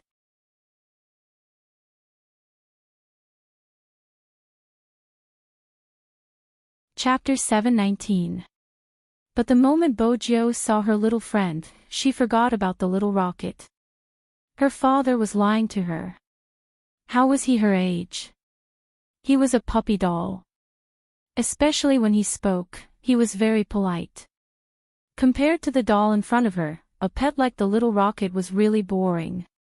Hence, she couldn't control herself and pounced on him the first time they met. But it was obvious that her little friend didn't understand her passion. Instead, he rubbed his forehead, using a cold and noble voice to warn her, get up. At that time, she was really possessed. She felt that her little friend was too cute and couldn't control herself. She kissed his face. At that time, her little friend's expression changed, his angry little face turning red. He looked at her as though she was 1,000 germs, wanting to destroy her on the spot. At that time, Bojo felt that her little friend didn't understand her passion, which was why he despised her. She stood there aggrievedly, rubbing the bump on her head. She took out her best things to please the doll, asking him, "How much do you cost per kilo? What do you want?" The doll seemed to be very interested in her keyboard and gave her 3 words in a very light tone. Since she was a doll, she had a temper. Bojo understood. "I want to buy you, you can be my pet." Bojo bent over and took out her little treasure. Listening to her words, the doll couldn't stand it anymore and knocked her head. "Are you an idiot? You don't buy people by weight." "Oh." Bojo was disappointed for a moment. "Then I won't give you money, I'll take care of you in the future." The doll's veins popped. "I don't need you to take care of me. Don't be shy." She understood the doll's feelings. The doll glared at her for a while. "You'd better shut up right now." "Fine, you won't let me talk because you're shy."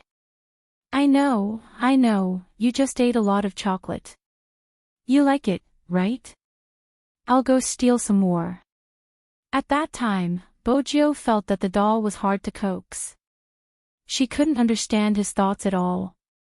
But since she was prepared to take care of him as a pet, what else could she do? She couldn't control herself, she had to pamper him. Since then, every time she saw a pet, she would press him down, rub him, and kiss him. Her pet was good at everything.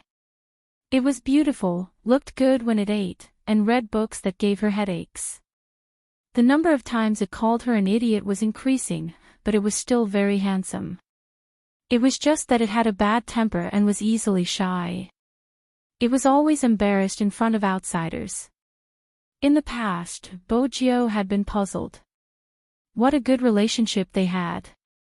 Why was her canine pet always embarrassed? Bojo understood now. If the Almighty knew that he was the one who always pushed him down, the Almighty would probably close his eyes and throw her into the sea to feed the sharks. Seeing that the youngster hadn't spoken for so long, the storyboard director stirred.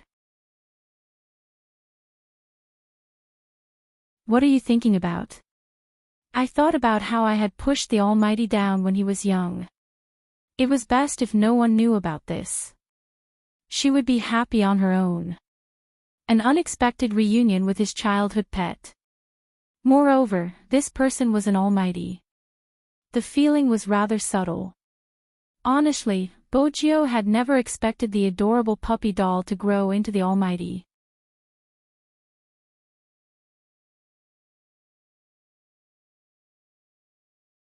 Chapter 720. It was probably because the youngster had turned back too many times with a seductive expression. Chinamo glanced up, the corners of his eyes arching as he walked over. Bojo had never felt guilty in the past, but this time, it was probably because she had pounced on the Almighty often when she was young and had even gone overboard. She couldn't relate her puppy to the Almighty in front of her, hence, her reaction was a little too much. She tossed the phone back to the storyboard director as though it was a hot potato. Seeing the youngster's actions, Chinamo narrowed his deep eyes. "What's that?" "The main director's phone." Bojo chuckled lightly, trying her best to divert the Almighty's attention. "Do you want an ice cream cone?" Chinamo retracted his gaze, focusing on the youngster's smiling face. The thoughts he had suppressed started rising again. A certain someone's behavior of getting close to him really made him want to do something that he shouldn't have done.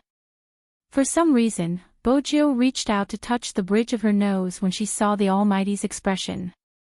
It was dangerous. F***ck, little spade, hurry and take a look, Fatty is starting to take off his clothes. From afar, Lin Chintao's laughter could not be more obvious. Even though she didn't understand what was so good about Fatty's naked body, it was better than dealing with the Almighty. Hence, she ran. Before she ran, she didn't forget to turn to allow the storyboard director to leave. The storyboard director couldn't tell what was strange about Big Spade after seeing the photos of the Almighty when he was young. But she couldn't pinpoint the exact reason. The news of her meeting her childhood pet seemed to be possessed, popping up every now and then, harassing Bojo. Qin Mo reached out, tugging the youngster's collar. How can Zhao Sanpang look? You have to be so proactive. Fatty was speechless. Hey, Qin Mo, I'm right here, how can I not look? I'm so handsome. Ha ha ha, that stomach of yours is indeed interesting, Lin Chintao added mercilessly. Fatty blushed. What do you know, it's called abs. Bojo caressed her tummy before caressing the Almighty's. She glanced up with a mischievous smile. Almighty Fatty, look, this is what I call abs. Qin Mo glanced at the hand that suddenly appeared in front of his abdomen. Even though the hand was slender and beautiful, it was much smaller than his own. It was as fair as jade, causing his eyes to sink. This guy must be doing it on purpose. Touch him. Or should he choose this position to touch? Ha! Qin Mo didn't smile easily. Lin Chintao watched from the side, an inexplicable chill running down his spine. Speaking of which, if you pluck fur from the tiger's belly, you'll either be killed or eaten by the tiger. How could little Spade not know such a simple logic? Zhao Sanpang watched her actions as well. He felt as though his body was being humiliated, but he couldn't say anything. That scene was also very funny. Of course, the cameraman would not miss it. This kind of scene was also good for the ending. The main thing was that the young man's expression when he raised his chin was very arrogant and cocky. He gave off the vibe of a young master from the capital.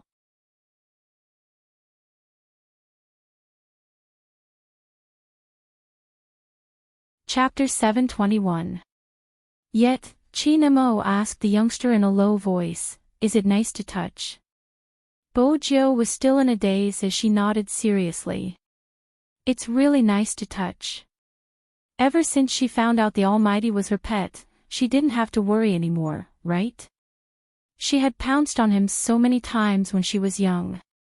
It was only right to touch him. The youngster's eyes narrowed into slits as she smiled. Qin Mo inched closer to her ear. Ha! Lin Chintao shook his head. Even though he wasn't sure why, he felt as though little Spade was doomed. But a certain someone was behaving like the young master of a rich family, smiling at Qin Mo, smiling at the tiger. How could the tiger tolerate you? Little Spade, did you lose your intelligence? Next is the last mission. The filming crew watched as the sky darkened. Let's have a swimming competition. Lin Chintao had already accepted it. As long as it wasn't gay content, he could accept it. Besides, he had already tried the terrifying death chamber, what else was there to be afraid of?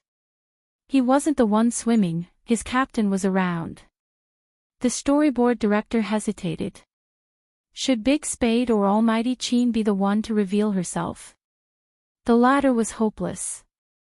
After all, Almighty Qin was a formidable existence. She couldn't afford to offend him. She could only turn her head and look at the youth.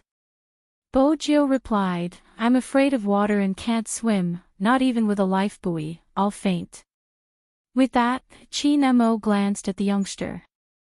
Even though he hadn't gotten all the information. But Qin Mo still knew the basics. Young Master Fu was indeed a good-for-nothing. But he had his own strengths, such as swimming. Qin Mo's gaze deepened, his gaze sweeping past the youngster's face. Bojo allowed the Almighty to scrutinize her without a change in expression. In the end, she sighed. Besides, I'm injured. What kind of injury? Qin Mo arched a brow. Bojo lifted her black t-shirt, biting down on her lips. Red mark, do you see it? Qin Mo's gaze landed on the inch of fair skin. From his angle, the youngster's flat and fair abdomen was obvious. Even his belly button seemed to be different from others. It was small and white. Not to mention the curve on both sides, which was enough to make people go crazy. He did not see any red marks. All he could see was that the guy in front of him was really asking for a beating. Chin Mo reached out and pressed the youngster's shirt back to its original position. Right now, he only had two thoughts. First, he would never let the youngster undress in front of so many people, especially in front of the camera. Second, at night, he would let a certain someone touch him all over. Bojo couldn't understand why her puppy was glaring at her so fiercely. To think that she had predicted that there would be a swimming segment, so she had done something to her body just to avoid such a situation. Right, she forgot that the current dog-type pets still had the aloofness of the Almighty. Bojo smiled mischievously. He turned towards the storyboard director. I'll swim for our team.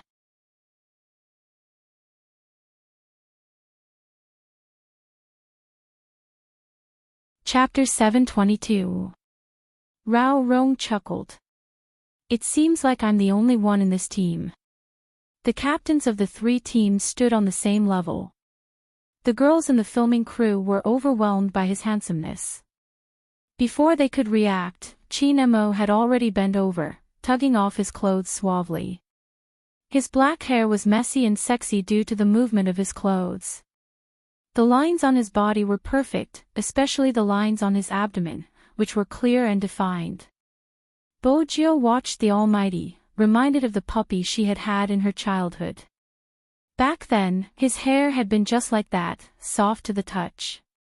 The moment Chin Mo moved, a sharp intake of breath could be heard from the surroundings. Both the storyboard director and the main director were overwhelmed with excitement. How many fangirls would go crazy if this scene was broadcasted? According to Feng Yi, every time Chin Mo showed his face, he had to pay by the minute. Every time he showed his upper body. Seriously, the filming crew could already see the skyrocketing viewership ratings. What was wrong with Almighty Chin this time? He was so cooperative. Was it because the filming crew was too handsome? Bojo didn't move. She was still searching for a time to caress her puppy's hair. Pouncing wasn't possible since her puppy had grown up to become the Almighty. What kind of person was the Almighty? Bojo couldn't be clearer. That explained why she had always wanted to bring the Almighty home. From the looks of it, there wasn't anything wrong with her thoughts. Little Spade, you better control your gaze. Do you know how you're looking at Chin Mo now? It's like a puppy looking at a bone, ready to pounce on it. I didn't believe the rumors I heard about you in the past, but now I realize how naive I was. You even brought your homosexuality into the production team. No, that's not right, there's something wrong with the production team. Are they helping you to seduce Chin Mo? Since we're both assassins, even though you're still a little behind me, let me be honest with you. Chin Mo is too straightforward, don't waste your energy, it's useless. Once she heard his words, she stopped all thoughts of a puppy. Because she finally remembered the most important thing. Confession, the Almighty confessed to her. The premise is, she is not a boy. But the Almighty was gay. Lin Chintao observed the youngster's silent expression, thinking that he had been too harsh with his words. He coughed heavily. Actually, I'm just saying. There's no such thing as a straight man that can't be bent, right? It's all about looks. You're so handsome, you'll definitely have a chance. Bojo glanced at him gloomily. She didn't say a word as she watched him leap out of the sea. Lin Chintao was watching as well. As a man, even he couldn't take his eyes off Chin Mo when he stood up from the sea. Especially when the seawater slid past his lower abdomen and his black hair that was dripping with water droplets, it was enough to blow up a group of people.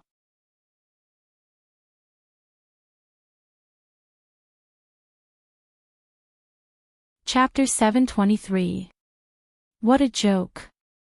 So what if he was crushed? When they had been young, he had pounced on them. But a true man shouldn't boast about his past. Besides, the Almighty wasn't easily crushed. The youngster stuffed her hands into her pockets, replying, "I'm not gay." Lin Chintao replied seriously, "I used to believe that. It was bullsh*t to say that he wasn't gay. Have you forgotten how you took the initiative to kiss Chin Mo with an ice cream cone in your hand? Little Spade, there's a recording, stop trying to deny it." Bo Jiao ignored him since the Almighty resembled her puppy now. Especially when her hair was wet, it was even more so. She remembered. There was a time when she had been busy making a small keyboard and had forgotten that her pet had invited her to play. Her puppy hadn't spoken to her for 3 days. Even her parents hadn't been able to persuade him. His face was cold, as if someone owed him $1 million. Bo Jiao had no choice but to sneak in. Speaking of which, that was when she had learned her wall climbing skills. She entered the bedroom with much difficulty but didn't see anyone. At this time, as a smart kid who wanted to be a hacker in the future, once he heard the sound of water in the bathroom, he would definitely go to the bathroom to take a look. Who knew that as soon as she pushed open the door with the leaves on her head, she would be greeted by the sight of a dog pet with wet hair and snow-white clothes, squinting at her. He wasn't wearing any clothes. Bo Jiao swore that she had only wanted to apologize and hadn't had any intention of peeking. In the end, her puppy hadn't intended to speak to her for 3 days. In an instant, it had become 10 days. Moreover, he had been looking at her as though she was a wolf. Bo Jiao didn't know how many good things she had used to coax her puppy. In the end, her puppy had finally forgiven her, not forgetting to tug at her collar. "As a lady, where's your restraint?" Bo Jiao hadn't been good at Chinese back then. Restraint? What was that? Her puppy had laughed coldly for a long time. If it hadn't been for his illness, Bo Jiao felt as though her puppy would never have discovered her good side. Ever since then, she had kept her puppy. At that time, the two of them always leaned against each other to play games, and they cleared Super Mario. Of course, what he remembered the most was being forced to learn Mandarin by his pet. However, at that time, the Almighty didn't seem to hate girls that much. Why was he different now that he had grown up? Was it because he was cuter when he was younger? Very liked by the Almighty. Classmate Jiao always had an obsessive self-confidence. Obviously, he had overlooked this point. No matter who it was, he would always be pounced on by a girl when he was young. They wouldn't think that the other party was cute. He felt that the other party was a bandit. When Chin Mo came up from the pool, he saw the youngster's confused expression.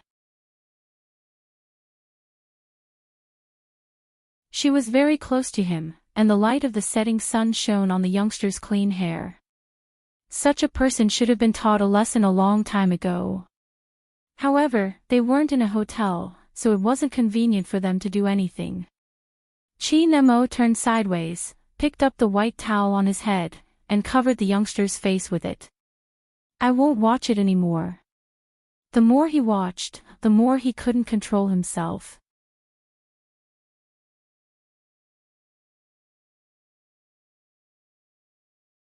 Chapter 724.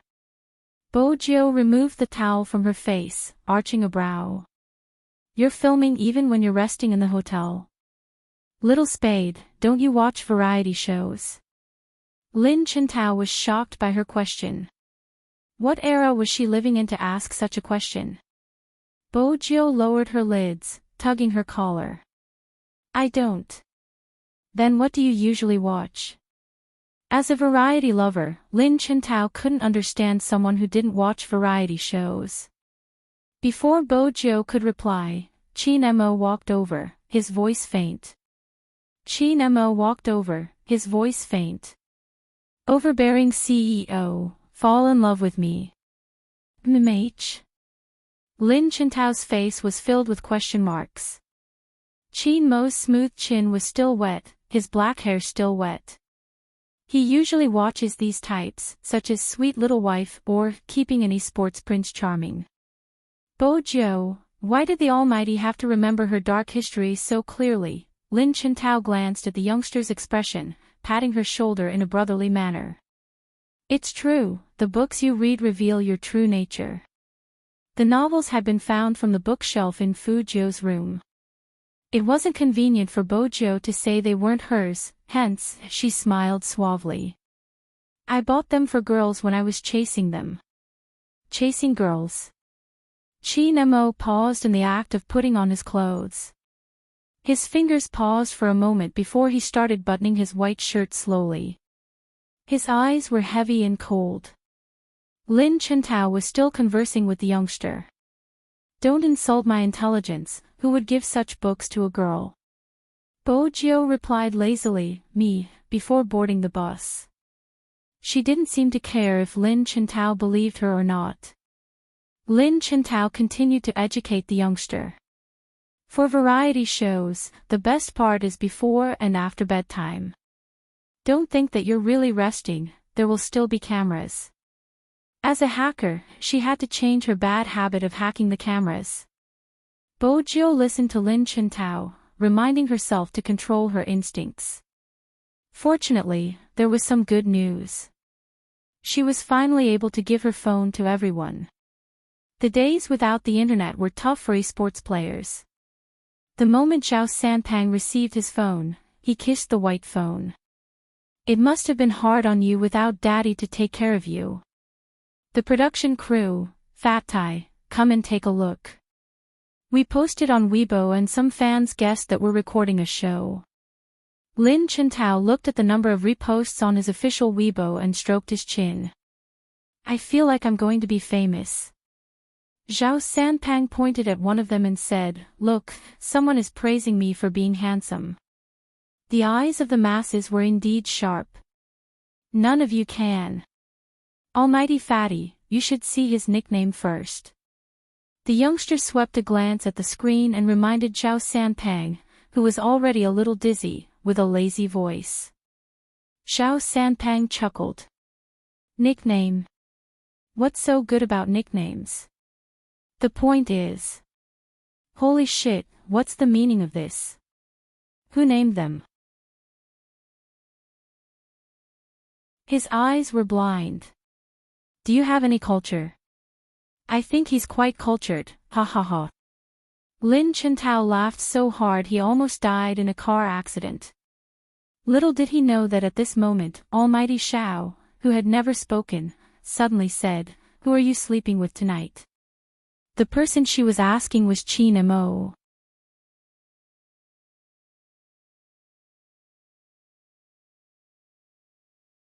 Chapter 725. All of a sudden. The voices on the commercial bus quieted down. Everyone turned towards Almighty Shao. The production crew suddenly remembered that a long time ago, everyone had been hyping up Xiao Mo's relationship with Xiao Mo. After all, Qin Mo was the only one who could catch Almighty Zhao's attention. Zhao Sanpang coughed heavily. Captain, you mean, the question on Weibo.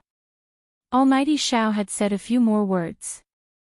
Zhao Sanpang heaved a sigh of relief. He had been afraid his captain would snatch Qin Mo from Little Spade. He seems to be asking for you to sleep with me. I'm fine with it, but what do you think? Everyone was shocked to hear Almighty Shao say so many words at once. From his tone, the two of them couldn't have been together in the past. Qin Mo remained silent, reaching out to tug the youngster's collar. It was obvious he wanted to sleep with her. Zhao Sanpang was worried his captain would be upset, hence, he consoled, it's fine, Captain, I can accompany you tonight. It's fine. 2 words, a completely different attitude. Let's drink tonight. Almighty Shao glanced over, his words clearly directed at Qin Mo, all right. The two of them went back and forth. They acted as though there was no one else around. Lin Chintao turned decisively, lowering his voice. Little Spade, your love rival has appeared. Almighty Xiao isn't easy to deal with. Do you have any countermeasures? Does throwing you out count? Bojiu arched a brow. Ever since the Almighty had asked them to sleep together, Bojiu had felt the need to communicate with the filming crew. Sleep separately. The storyboard director's voice was a little loud. Even Qin Mo, who had his eyes shut, glanced over. Bojiu shot the storyboard director a look. Cough. The storyboard director lowered her voice further. No, it will be more interesting with 2 people in a room. Don't worry, we are professionals, it won't be a problem. Bojiu wanted to say that wasn't what she was worried about, but before she could continue, they had reached the hotel. It was probably because of the Weibo post. The fans living in Lin City had now gathered together and appeared at the entrance of the hotel. Everyone looked very excited. Zhao Sanpang took out a small mirror and a large black mirror from his pocket. He looked at himself and turned to ask Bojiu, "Am I super handsome now?" "Special. But you're a big man, why the hell would you carry a small mirror with you?" In fact, he was really handsome. Especially after completing the mission, everyone put on the team's uniform with a white shirt inside and a black bag on one shoulder. When they got off the bus, they immediately became a sight to behold. Moreover, this kind of scenery was not something that could be seen all the time. When the 3 teams stood together, it was more than just eye-catching. The screams of the fans could be heard from afar. "I really can't help it. It's all because I'm too handsome," Zhao Sanpang said as he walked. Lin Chintao unceremoniously kicked him. As fans, they loved watching their idols interact like this. It always felt very loving. Moreover, only after meeting the real person did he realize something. Spade Z and Almighty Qin were really handsome. Moreover, the actions of those 2 people could really stir up people's hearts. Let's take the simplest example. The youngster was originally walking in front with one hand in his pocket. Almighty Qin reached out to pull the strap of the youngster's bag. The youngster stopped, glancing over to hear what Almighty Qin was saying. Almighty Qin looked at the youngster, his lips curving into a smile. His smile was so warm that the fans couldn't help but want to take pictures. The production crew hadn't expected so many fans to camp at the hotel. Fortunately, they were quick to react and immediately called the hotel's security, asking them to help control the scene. There were indeed many things to take note of when dealing with fans. Otherwise, it would be hard to explain once it made the headlines. Hence, even the security guards didn't dare to push them, using their bodies to block. The main director shouted until his voice was hoarse. With much difficulty, he managed to send the guests into the hotel. Fortunately, nothing untoward happened. But there was one thing. If the situation continued, tomorrow's filming would probably be shortened. There were benefits to being popular, but at the same time, there were unavoidable obstacles. F***ck, the shape of my hair. Zhao Sanpang pointed at his head. It had indeed been squeezed a moment ago and now, it was standing straight, looking rather amusing. Lin Chintao couldn't bring himself to laugh. "This is my last outdoor variety show." Bojiu arched a brow. Lin Chintao gritted his teeth. "Why aren't you asking me the reason?" Bojiu remained silent, unwrapping a lollipop. Lin Chintao couldn't help himself. "In the past, I didn't think fans should be like this." "What do you think?" Zhao Sanpang was the one who asked that. Lin Chintao couldn't describe the feeling he had, it was just that some people had told them to stop but they still chased after them. When they moved, they would even bump into the production crew's assistant. It was a painful feeling. Zhao Sanpang felt the need to console the youngster in the alliance group. "Little Lin, pitiful, let me tell you, this isn't much. Look at how little Spade was splashed with cola by the fans, didn't he say anything?" the moment he finished his sentence. In an instant, the surrounding temperature dropped by a few degrees. Bojo hadn't expected her almighty fatty to bring this up. She froze in the middle of her lollipop, turning towards Chin Mo, who was standing beside her. When? His cold and deep voice seemed to be able to send chills down one's spine. When Chin Mo's eyes weren't smiling, he gave off a devilish coldness. Xiao Sanpang swallowed hard. What, when? The fan splashed cola on me. Chin Mo's aura changed visibly. Xiao Sanpang understood what he meant. Don't you know? It was at the start of the competition. Since Little Spade became the vice-captain of Supreme Alliance, so, that wasn't a fan. Bojo interrupted Xiao Sanpang, her eyes fixed on Chin Mo. She knew the bottom line of a puppy. Chin Mo watched the youngster with a deep gaze. It was an oppressive aura. Xiao Sanpang and Lin Chintao wanted to hug each other to resist the coldness. Who's the mastermind? Chin Mo's voice rang out again. There was no warmth in his voice. Bojo didn't reply since she had already dealt with him. If she said anything, her relationship with Old Bai would be exposed. It wouldn't be good if the Almighty found out she had hired someone to keep an eye on things and guessed what was going on. Chin Mo glanced at the youngster before tugging her collar, speaking slowly, "You don't want to say. Then let me ask you, was there an eye for an eye and a tooth for a tooth?" Of course. Bojo smiled. Then. Everyone heard Chin Mo say, "Okay." His fingers released the youngster's collar. Lin Chintao tilted his head. Is the main point of this matter about revenge? Yes, Chin Mo. You don't know how vengeful he is. Those who like him are completely bewitched by his face. Think about it, when he was playing with us, didn't he always dig holes for us? Xiao Sanpang wouldn't let go of any chance to defame Chin Mo. It was important to maintain the image of a nemesis. Lin Chintao held his hand. I think you're right. You have good taste. How are you feeling now? A second ago, they had been kicking each other, but now, they seemed to have found each other's soulmates. They were extremely concerned for each other. Lin Chintao replied honestly, compared to Little Spade, my fans seem especially adorable. Bojo glanced at them before glancing at Brother Mo's erect back. She gave each of them a kick, preparing to start the fight. Xiao Sanpang hadn't expected himself to lose to Chin Mo, but to lose to Little Spade as well. This was an insult to his handsomeness. Don't come over, if you come any closer, I'll tell others that you molested me. Xiao Sanpang hid behind the sofa, pointing at her. Lin Chintao was hiding as well. When he heard her words, he exploded. Fatty, can you be more shameless? No one will believe such an excuse. No, Captain, don't go, save me, it's too disadvantageous for the two of us to fight.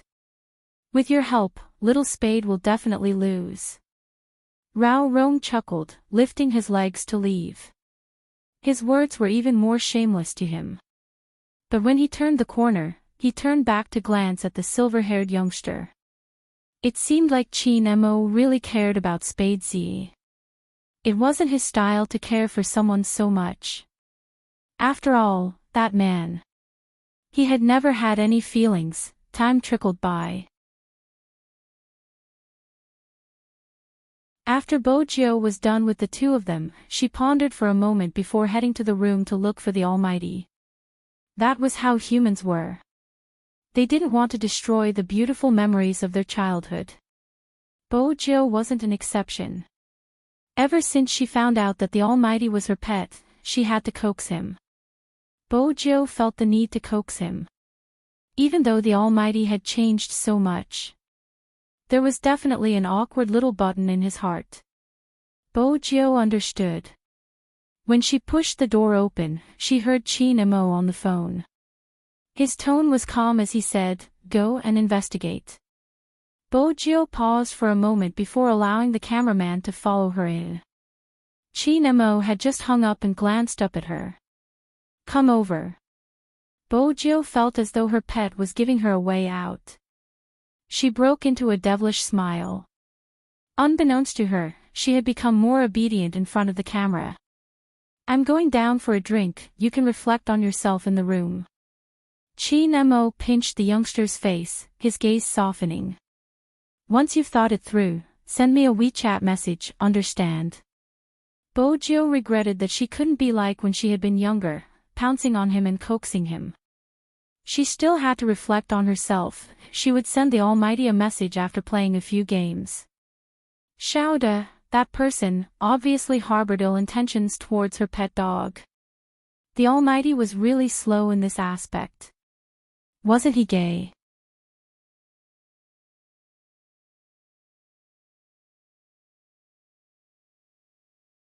Chapter 726. On the other hand, the storyboard director was troubled by the content. Should they shoot it or not? If they did, they would have to include the previous scenes as well. But the previous topics were too sensitive and weren't suitable to be broadcasted. But through this incident, the filming crew understood.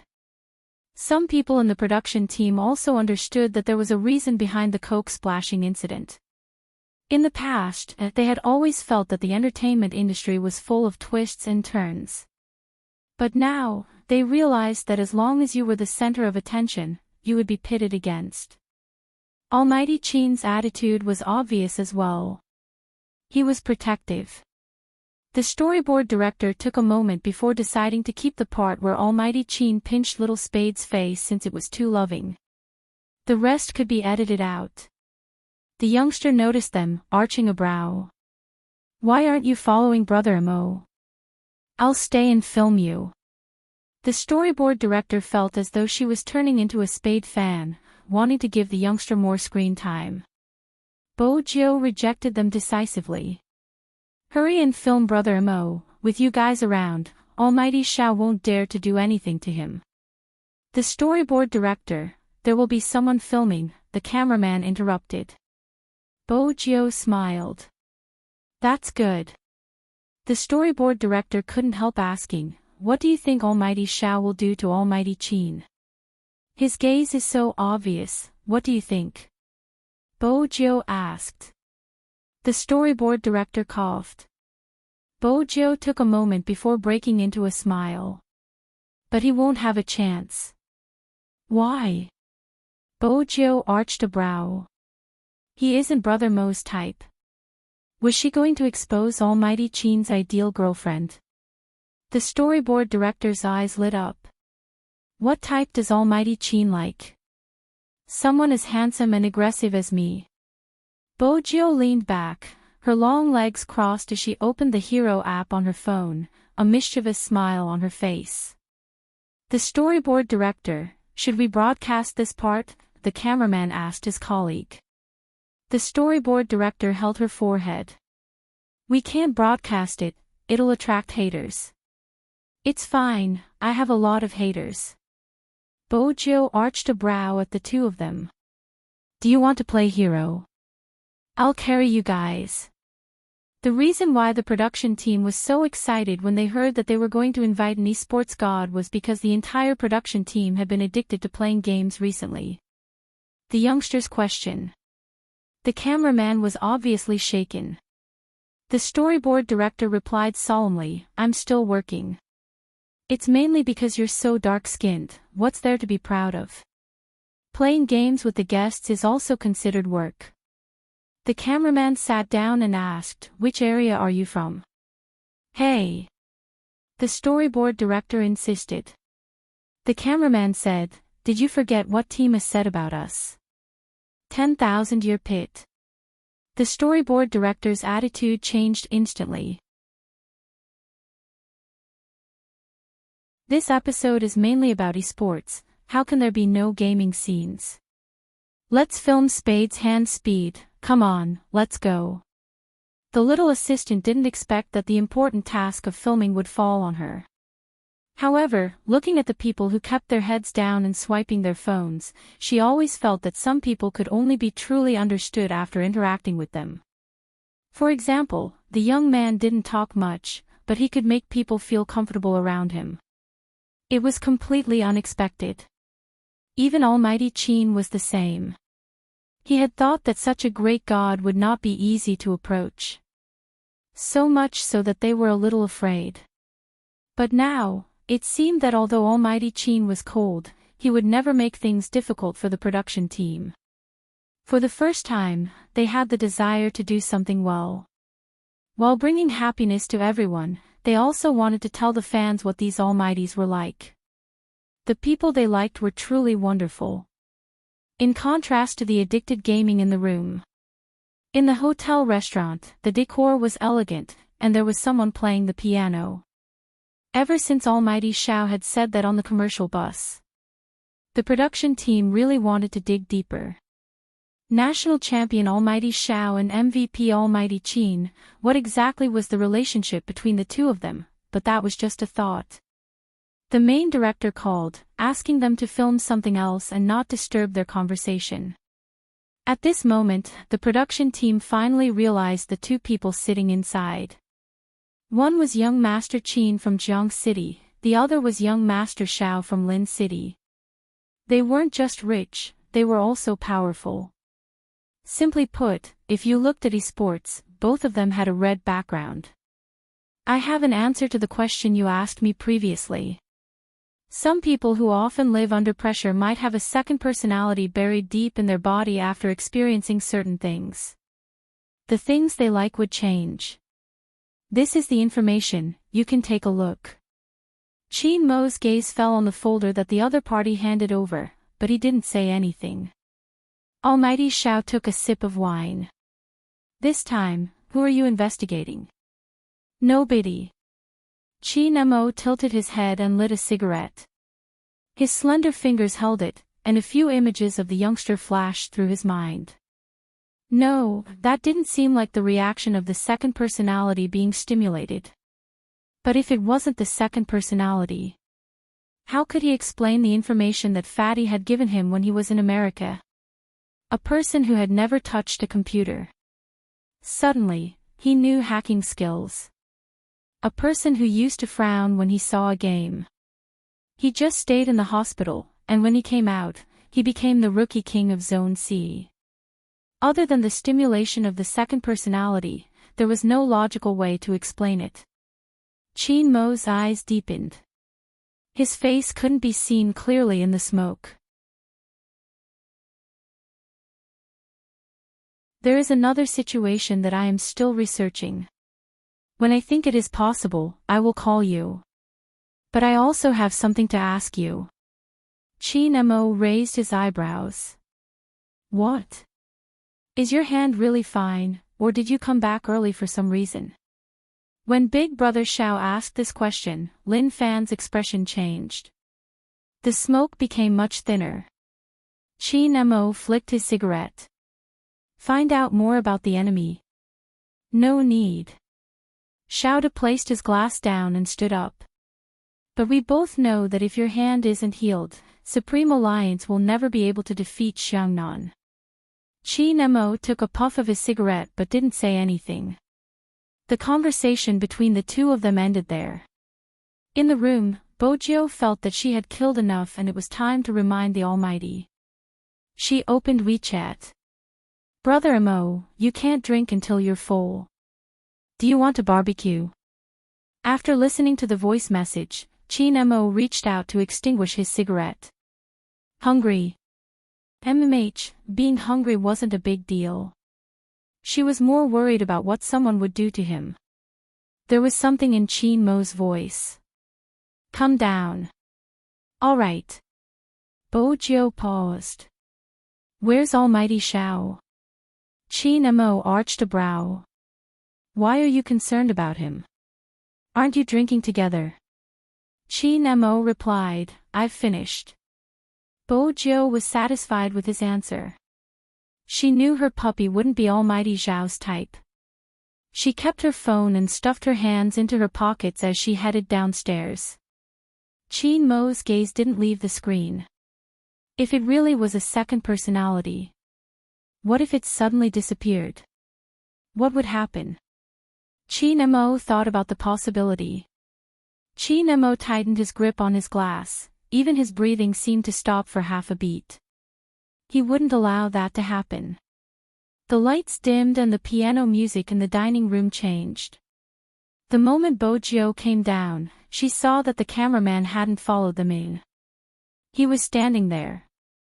Did that mean that the Almighty and Almighty Xiao had been alone? She arched a brow and walked forward. There was a knife and fork on the table, along with a bottle of red wine that had been soaked. Bojiu walked over and picked up the bottle, preparing to pour herself a glass. Qin Mo held on to the youngster's wrist. It seems like someone hasn't reflected deeply enough. I was wrong. The 3 words were insincere. That attitude. Qin Mo glanced at her and pushed the steak over. Finish this and head upstairs to sleep. Bojiu was really hungry. She ate the meat and didn't forget to ask about the enemy. What did you and Almighty Xiao talk about? Qin Mo glanced at the youngster's side profile, his voice slow. It's about a second personality. After some people suffer psychological trauma, they would become completely different from before. Even some of their preferences would change. The intelligent Bojiu wouldn't assume that the Almighty was telling her a story. But she wouldn't fall into his trap.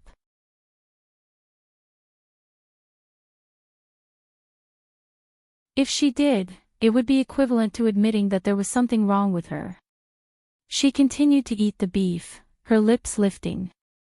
It sounds interesting. I thought you would talk about gaming, but it's about psychology. The world of a bookworm is always so profound. The formation of a second personality will affect a person to a certain extent. Qin Mo removed the wine glass but didn't end the topic. Instead, he glanced at Bojiu with a deep gaze. For example, what you were good at in the past would become good at in the future. What you weren't good at in the past would be stimulated by certain things. It wouldn't be interesting because the second personality isn't the main personality. Is it interesting to have information?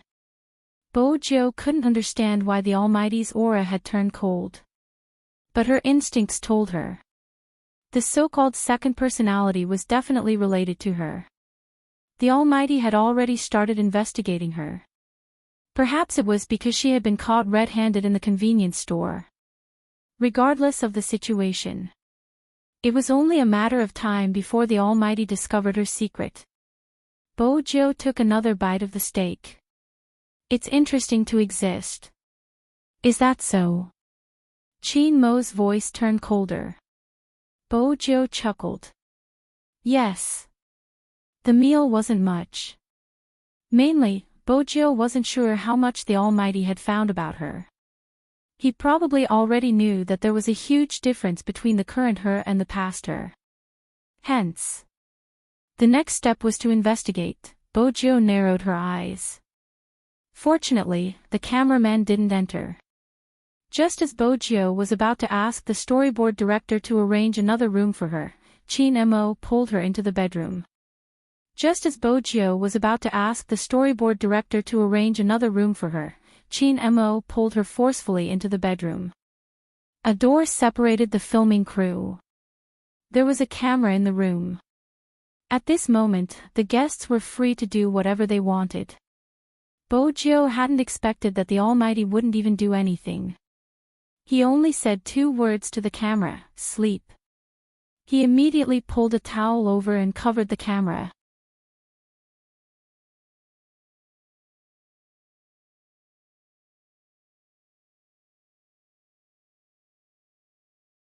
Chapter 727.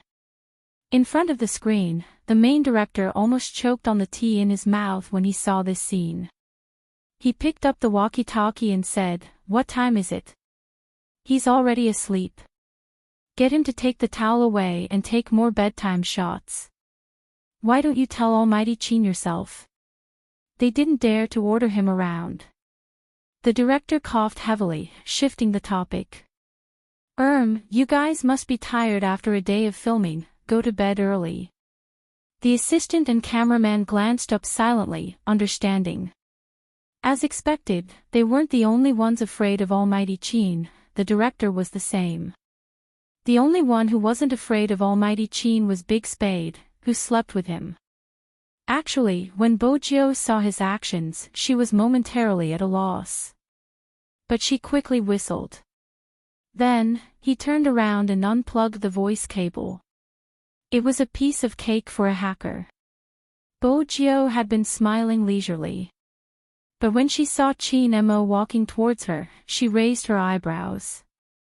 The Almighty's aura was too obvious. Bojiu wanted to turn to the side. But this time, Qin Mo didn't want to exchange blows with a certain someone. He pressed his entire body against the wall and pressed the youngster against it.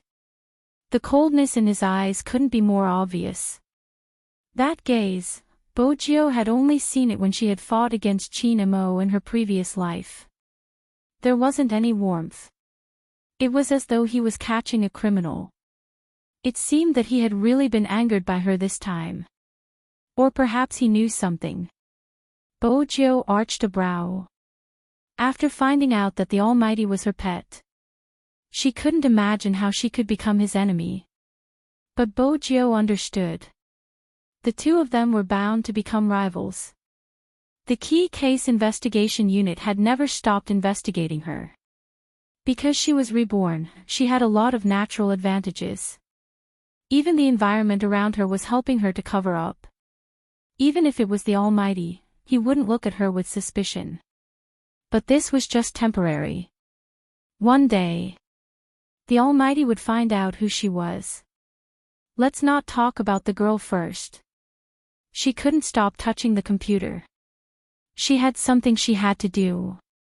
The two of them were on opposite sides from the very beginning. You don't think it's important for a person to disappear? Bojiu felt the pressure on her wrist increase. He knew that the other party's emotions weren't right. Bojiu heaved a long sigh. Brother Mo, that's not what I meant. I just feel that if the second personality is formed, it wouldn't disappear for no reason. If the second personality is stronger than the first, it would be able to take over the peak. But regardless of which personality it is, once it appears, it would be remembered. Besides, since the second personality has appeared, it wouldn't be willing to disappear. Qin Mo's deep gaze seemed to be scrutinizing her. In that case, if it were you, you wouldn't bear to disappear either. Of course. Bojiu knew it was an abstract question, but to be fair, she didn't want to disappear. At the very least, she wanted to win the National League. She enjoyed her current state. Qin Mo lowered his lids and looked at the youngster in front of him. His aura seemed to be returning to normal. When Bojiu saw the coldness in his eyes disappear, she heaved a sigh of relief. However, he threw her onto the large bed at the side. While the teenager's eyes were wide open, Qin Mo had already returned to his cold and aloof self. He reached out to tug his collar open and bent down, causing Bojiu to pause. Her wrists were pressed down and the possibility of her escaping was slim. Bojiu glanced sideways at the godly face. Brother Mo, MMH. What is it? Qin Mo's lips were right beside the youngster's ears, his voice deep and pleasant. Didn't you say it was sweet just now? His breath landed on the area above her neck. When it touched her skin, a numbing sensation surged out, causing Bojiu to shiver. Qin Mo inched closer, his fingers pressing down on the youngster's restless long legs. He chuckled lightly. Not bad reaction. Bojiu smiled, thinking about how to retaliate. Brother Mo, most people wouldn't act like this after a confession. You said it yourself, it's just a normal person. Qin Mo's eyes darkened when he saw the faint smile on the youngster's face. If it wasn't for the fact that there was a group of people eavesdropping outside, he would have torn her clothes apart. Once the thought came, it was hard to suppress it, especially for a man. In such matters, he was too thin-skinned. His face and neck were flushed, even the back of his ears was a patch of pink. He had no choice but to retaliate. Bojo threw out a lead. The mastermind behind the Coke incident, Brother Mo, let go of me, I'll tell you. In your eyes, I'm such a useless person that I can't even find out who the mastermind is. Mo inched closer to the youngster's neck, his thin lips landing. The cool touch made Bojo melt instantly. She knew that the Almighty had never been in a relationship. But how exactly did he get his skills? Did he specialize in attacking other people's weaknesses? Don't think about it. Mo watched the youngster's watery eyes, dark and clear.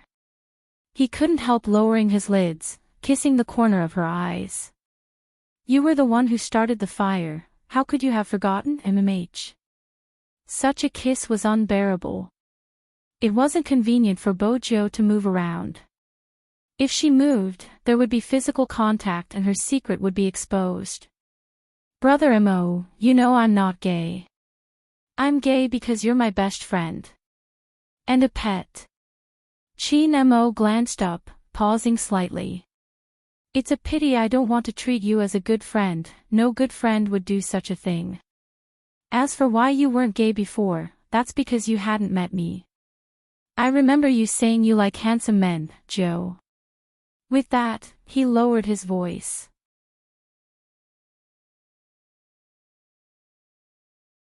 His cool breath was flirtatious, hitting the tip of her nose inch by inch. When he caressed her face, it seemed to have a bewitching effect. Even his uniform was pulled open, revealing his faintly discernible abs. The smooth lines made it hard for her to shift her gaze away. Aren't you tempted at all when you see me like this, MMH?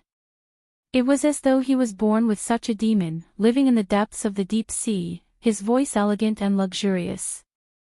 As long as he wanted to, he could seduce all the women in the world. Mo was definitely one of them. His white shirt was half open, like a blood-sucking aristocrat. The aura of abstinence mixed with his mixed blood features. Regardless of whether it was in the esports arena or during their battle, he was always at the top. He was always within her reach. He was like a demon that could steal people's souls.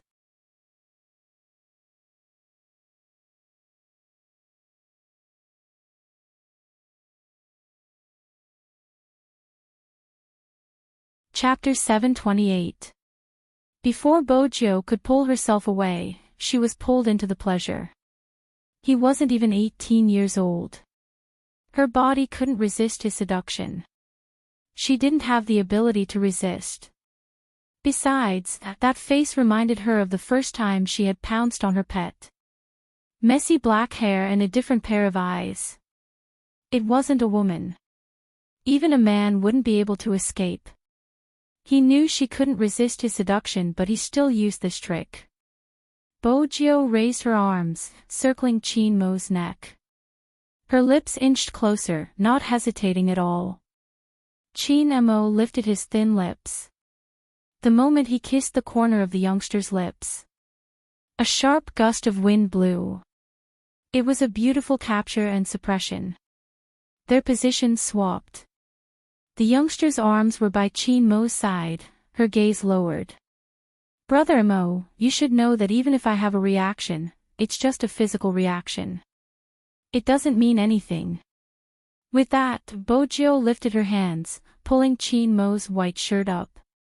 She wanted to stand up. Mo held onto her wrist, his black hair falling down. He seemed to be smiling, but there was a hint of coldness in his voice. Why don't you have such a high resistance towards others? Bojo was aware of the Almighty's skills. If she were to reject such a Almighty, their relationship would fall to the freezing point. But she had to continue. Her identity as a girl would be exposed. But the Almighty had been trying to turn her gay. Shouldn't you take responsibility for flirting? When Mo glanced up, he didn't give the person in front of him any chance to regret. He pressed the person's hand onto his burning hot spot. He watched as the youngster's face flushed red and her shoulders trembled. Chin-mo smiled again, looking as dangerous as a devil. His teeth were white and elegant. Didn't you say it was easy to touch, MMH? In the entire world, the Almighty was probably the only one who could behave like this. Even though he said it. His hands were doing that kind of movement. Bo-jo couldn't control the rising temperature on her face. Chin-mo arched a brow. Why aren't you being straightforward? Joe, men don't really care about this kind of thing. What do you think, especially good friends? Even good friends don't do such things. Bo-jo bit down on her lips, her ears turning red. She wanted to pull her hand away. However, Chin-mo wasn't willing. Even the heat of his breath was a little scorching. There was only the reflection of the youngster in his deep eyes. Is that so? It was a word that was not in his consciousness at all. But it made this man even more irresistible. It was a very strange feeling. Bo-jo had never experienced it before. He could control a person's breathing and even the look in their eyes. She could clearly see her own shadow swaying in that person's pupils. She could also see Chin-mo that no one else had ever seen before.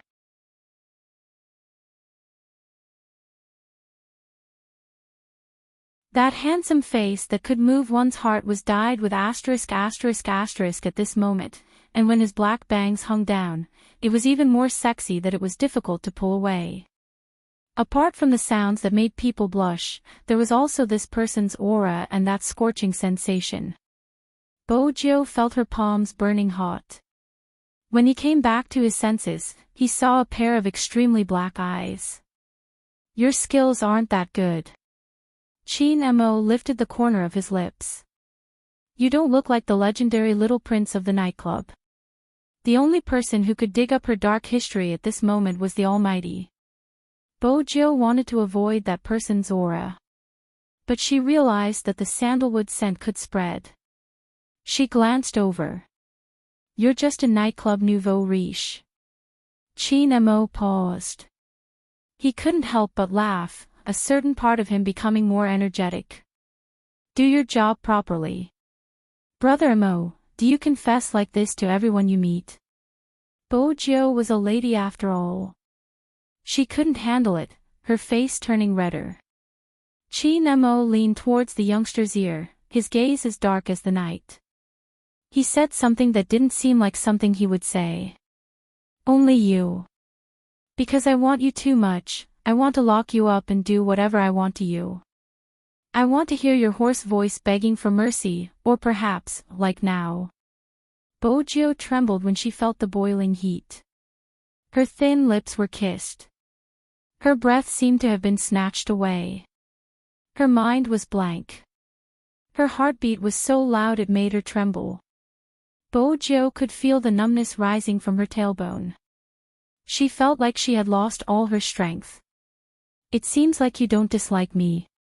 That magnetic smile, accompanied by the kiss, brushed past her ear. There was also the lingering scent of musk and the steaming breath.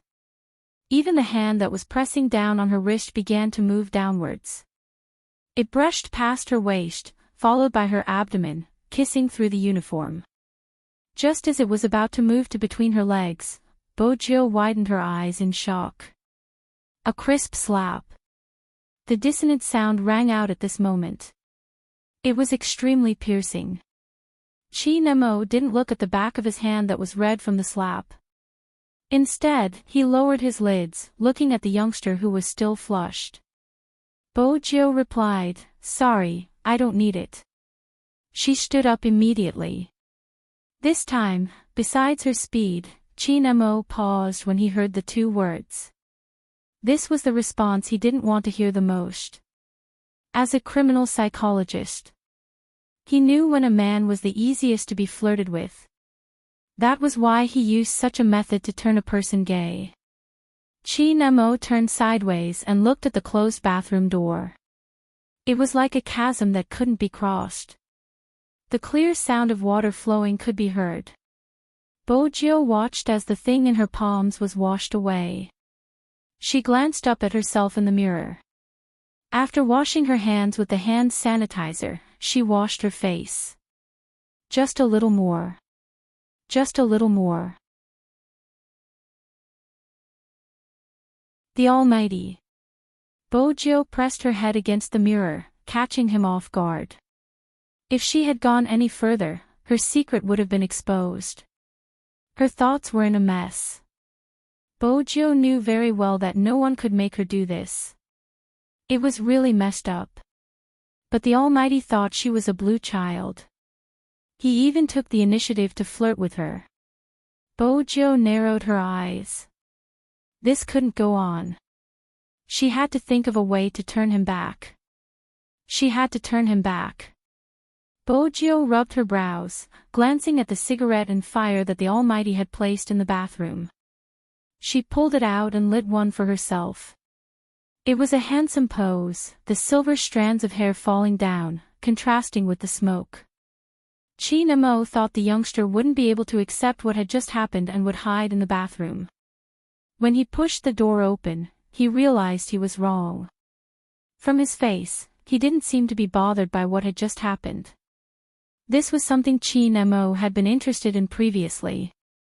But now, his heart seemed to be pierced by something. The media that said he was cold-blooded should take a look at him. He was good to you, but he wasn't affected by you. Chin-mo didn't walk over. How long do you intend to stay here? Bojo averted her gaze, muttering, "You have to give me some time to smoke after the deed." Chin-mo's chest was starting to hurt. When he heard those 3 words, it was really. He glanced at the youngster who didn't play by the rules. "I'm the one who should smoke after the deed, not you." Bojo didn't reply, thinking that she would get back at him sooner or later, if she had the time. Chin-mo pulled her out. "Explain to me, you're just a high school student, how did you know about the word, after the deed? Aren't I a little nouveau riche from the nightclub?" Bojo didn't like to smoke, but she did have one thing in mind. "Brother Mo, don't do something like this again." Chin-mo's fingers paused, the light in his eyes dimming. Then, he tilted his head and lit a cigarette. His actions were completely different from hers. It was just that there was not the slightest bit of smoke or fire aura around him. He was very cold. He wasn't talking. At this moment, someone knocked on the door. It was Lin Chintao's voice. "Hey, is Little Spade asleep? Do you want to have another round?" Bojo was glad that someone had come to break the ice. But she didn't want anyone to see the Almighty like this. She opened the door and was about to agree, but when she turned around, her gaze fell on that red streak. She turned around to ask Lin Chintao about other matters. Lin Chintao asked, "What do you want this for?" "I was selling coconuts at noon. My knee is injured. I need to apply some." Lin Chintao shook his head. Soft skin and tender flesh. In reality, ever since Bojo had left, Chin-mo's mood had changed. The air in the room seemed to have been sucked out. Chin-mo reached out and buttoned his shirt back, one button at a time. But the longer he did, the colder his gaze became. It was so heavy that he looked as though he had been abandoned. What a ridiculous description. No one would have thought that Almighty Chin, who was adored by millions of fans, would be abandoned and rejected by someone. When he raised his head, there was no trace of emotion on his face. But the back of his hand was burning. He glanced over, realizing it was red. But the feeling didn't matter to Chin-mo. Because of the youngster's words. "Brother Mo, don't do what you did today again." Chin-mo knew that the fact that she could say such words so calmly meant that she really didn't like him. Perhaps, she was against it. Chin-mo's fingers tightened. His black hair fluttered in the wind, making it hard to see his expression. The night sky outside the hotel was dark. It was so dark that no one knew what was happening. Vaguely, she could hear a very pleasant bass voice. "You're tuning into the LoveLore Library YouTube channel. We're so grateful for your support, and don't forget to subscribe to join us on this incredible journey through captivating stories. Your generosity through donations truly makes a world of difference, as it's the primary source of revenue that allows me to expand and enhance this channel for you. Thank you from the bottom of my heart for being a part of this adventure.